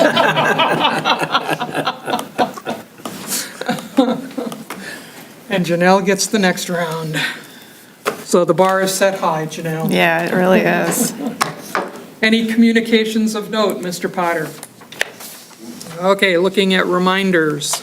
Our next meeting is the 7th of May, and MLA will be the school presenting, and Janelle will have board policies. Looking at committee reports, the LAU committee met. Ben, do you have anything to share? Sure. The committee met, reviewed growth data by, what's the term, matched cohorts? So, Yeah. so grouped classes moving through the schools and how they've been, how they've done in their language testing over the last couple of years. I think, well, we split up by different levels. I was at the intermediate level and found, a certain number of students staying kind of where they're at in this intermediate level or progressing. A handful of students having some declines, and then a larger group of students that are advancing a level. But it was, I think what I took away is it's really hard to develop any trends in this kind of data. But there was good discussion around the challenges and the practices that the staff thought were going well. So I learn a lot when I go to these, but I think overall it seems that to a large extent the students in this program are becoming more proficient. So there's always, there seems to still be a need to become more proficient faster. So, I don't know, if Lisa was also there. Matt, were you there? Yep. Yeah. Any thoughts from somebody who can actually speak the language? Yeah, I think there was some I just actually read the feedback that everyone did their exit ticket when they left. And I think it's just, there was a lot of head scratching about how could students be regressing in their English proficiency after being in the program for a year. So that caused people to want to go back to their building and look exactly at those students and how did they go from a 4 to a 3 or a 3 to a 2 or whatever it may have been. And there's been some changes in staffing and some changes in programs and, people wondering, how can you tell what's working and what's not working? And, but I think it was good dialogue and good conversations, and there's been, I think, some renewed interest at the secondary level, especially at Northern High School, to better meet the kids' needs so that they get better exit rates, and more aligned with what the elementary kids are exiting. So. I think that if I could say, the biggest common thing was people wanting to dig deeper. They saw, they saw how many students were kind of staying where they're at or progressing out or regressing, and it was, well, who are these kids? Both individually, and are they students who are nearly proficient that are regressing, or are they students that are borderline on one edge or the other, or kind of what, are there any trends if you want to step farther down? So I assume there was probably a lot of staff going back and digging deeper. MBEA, Dr. Schutte? Yeah, so we had an MBA meeting last Thursday. I would say the highlight was JBS gave a presentation that probably lasted upwards of an hour, kind of talking about past, current, future for the company.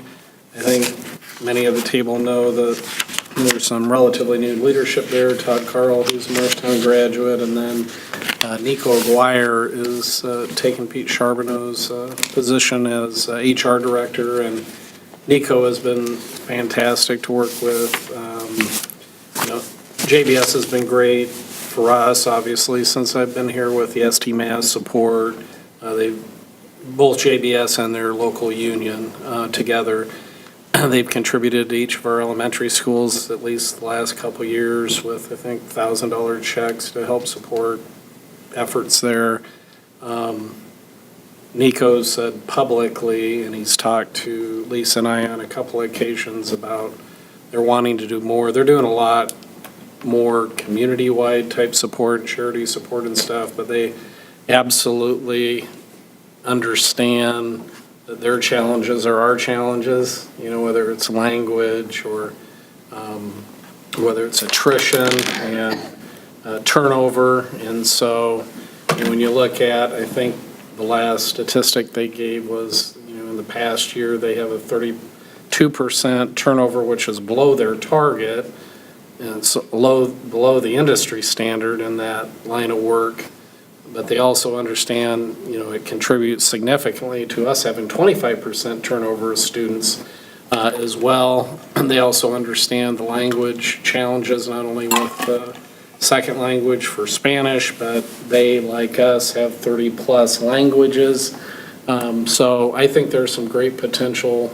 There's definitely greater understanding and connectivity than we've ever had before as a district, and they've said they want to do that with the community at large as well. And I feel real optimistic for the partnership moving forward. They are committed to helping us with some junior achievement volunteers as well, which I think will be great, because one of our goals with junior achievement is to have some role models of color who help model and mirror, our student demographic, and I think they can certainly significantly help us there as well. I had an opportunity to update the group on a lot of the different things that we're doing, the Bobcat Ready College and Career Readiness. Jackie talked about career pathways, our Teacher Externship Academy that we're developing with 20-plus businesses for next August. And then I talked to him a little bit about our hopes with computer science immersion as well. Christery and Robin Lilienthal from MCC also shared some updates. And one of the things that they shared about is our preliminary discussions and common desire to work together along with the city of Marshalltown and possibly Marshall Economic Development to resurrect the construction trades program, both at the high school and at MCC. And although it wasn't really talked about, I mean, we were thrilled to death that the city of Marshalltown and the police department particularly have partnered with the high school to offer criminal justice, which we haven't had in the recent past either. So Ann, Lisa, and I have been working with them and Jackie to have teacher education courses offered on the high school campus for dual credit starting next year. So intro to teaching and field experience will be available for our students, and I think they've got at least one cohort that's going to go through that track too. So things are moving along. Thank you. You're welcome. Now, in a very short presentation. ISB? Yes, please. Okay. Morning on. Paulette and I are tag teaming this, and you'll Yes. fill in where Yes. need be. Sure. So we heard Executive Director Lisa Bartuzik give the opening welcome and talk to us about the power of policy. In fact, I was so excited I reached out to Mike on that one since he wasn't able to attend. And then we had two presentations, one that was way over my head on cybersecurity. So as soon as I get back, I forwarded that information to Josh, and then another on physical plant security. So the morning, to a large extent, was focused on security of one kind or another. Thank you. So the afternoon was focused on building better employee relations through policy, and they gave some good examples of language to use in board policy, and then, of course, following up those policies with actual actions, because what we do speaks louder than what we say. So one of the other really interesting sessions that I went to, or that they provided, was compensation and benefits through a new lens, and Drew Bracken and Jim Hanks presented that from Allers Law Firm, and they're always a hoot to listen to. But they talked a lot about how some districts are investigating and going to some alternative compensation plans, and how interesting that's been. And some districts have gone as far as eliminating the traditional step and lane salary schedule. Drew suggested moving forward with caution on those things, making sure you're talking to a lot of people and getting a lot of advice from your local attorneys and stuff too.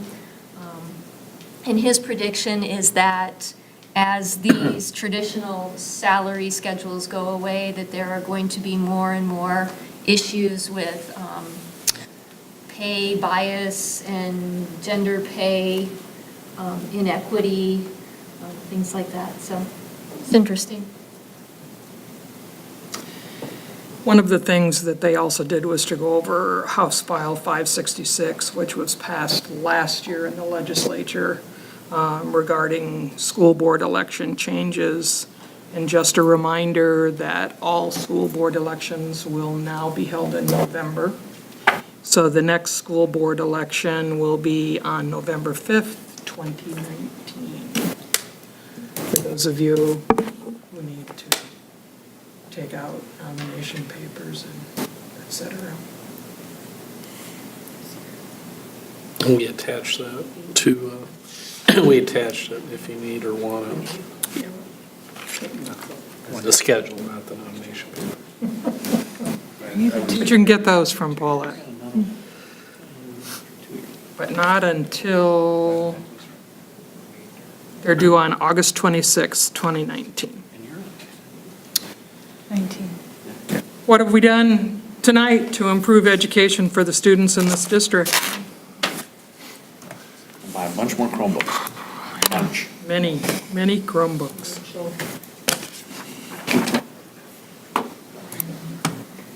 What didn't we do tonight? Yeah, really. We haven't.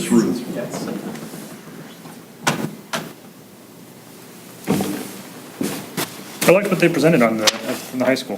That was interesting. I like it. It's the kind of thing that we've been hearing we need to be doing, and so it's nice to hear when it's getting done. And a couple of testimonials. Yes, even better. It's nice to hear that the students are using it as well. Other items? That the video was great.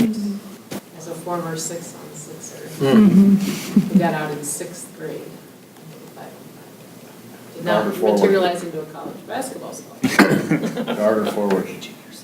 I was a shooter. Remarkable things happening with the students in Marshalltown. It's nice to see and hear about them. All righty. Good stuff. My quote for this evening comes from our Buckminster Fuller, whom you all know is quite an architect. He says, "You never change things by fighting the existing reality. To change something, build a new model that makes the existing model obsolete." And if you do read the board report, ever,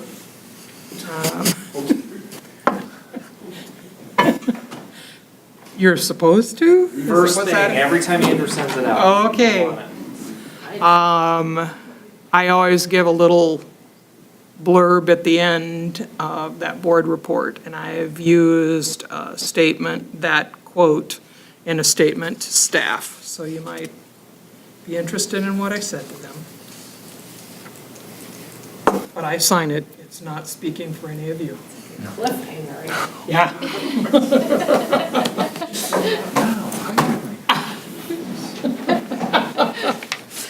Andrew has it. Okay, may I have a motion to move? No, we need to take a break. Yeah. I don't know about the rest of you, but I need one. Yeah. Please. And then we will move into closed session to discuss strategy with council. We will adjourn, and then we will have an exempt session for negotiations. So you can go too.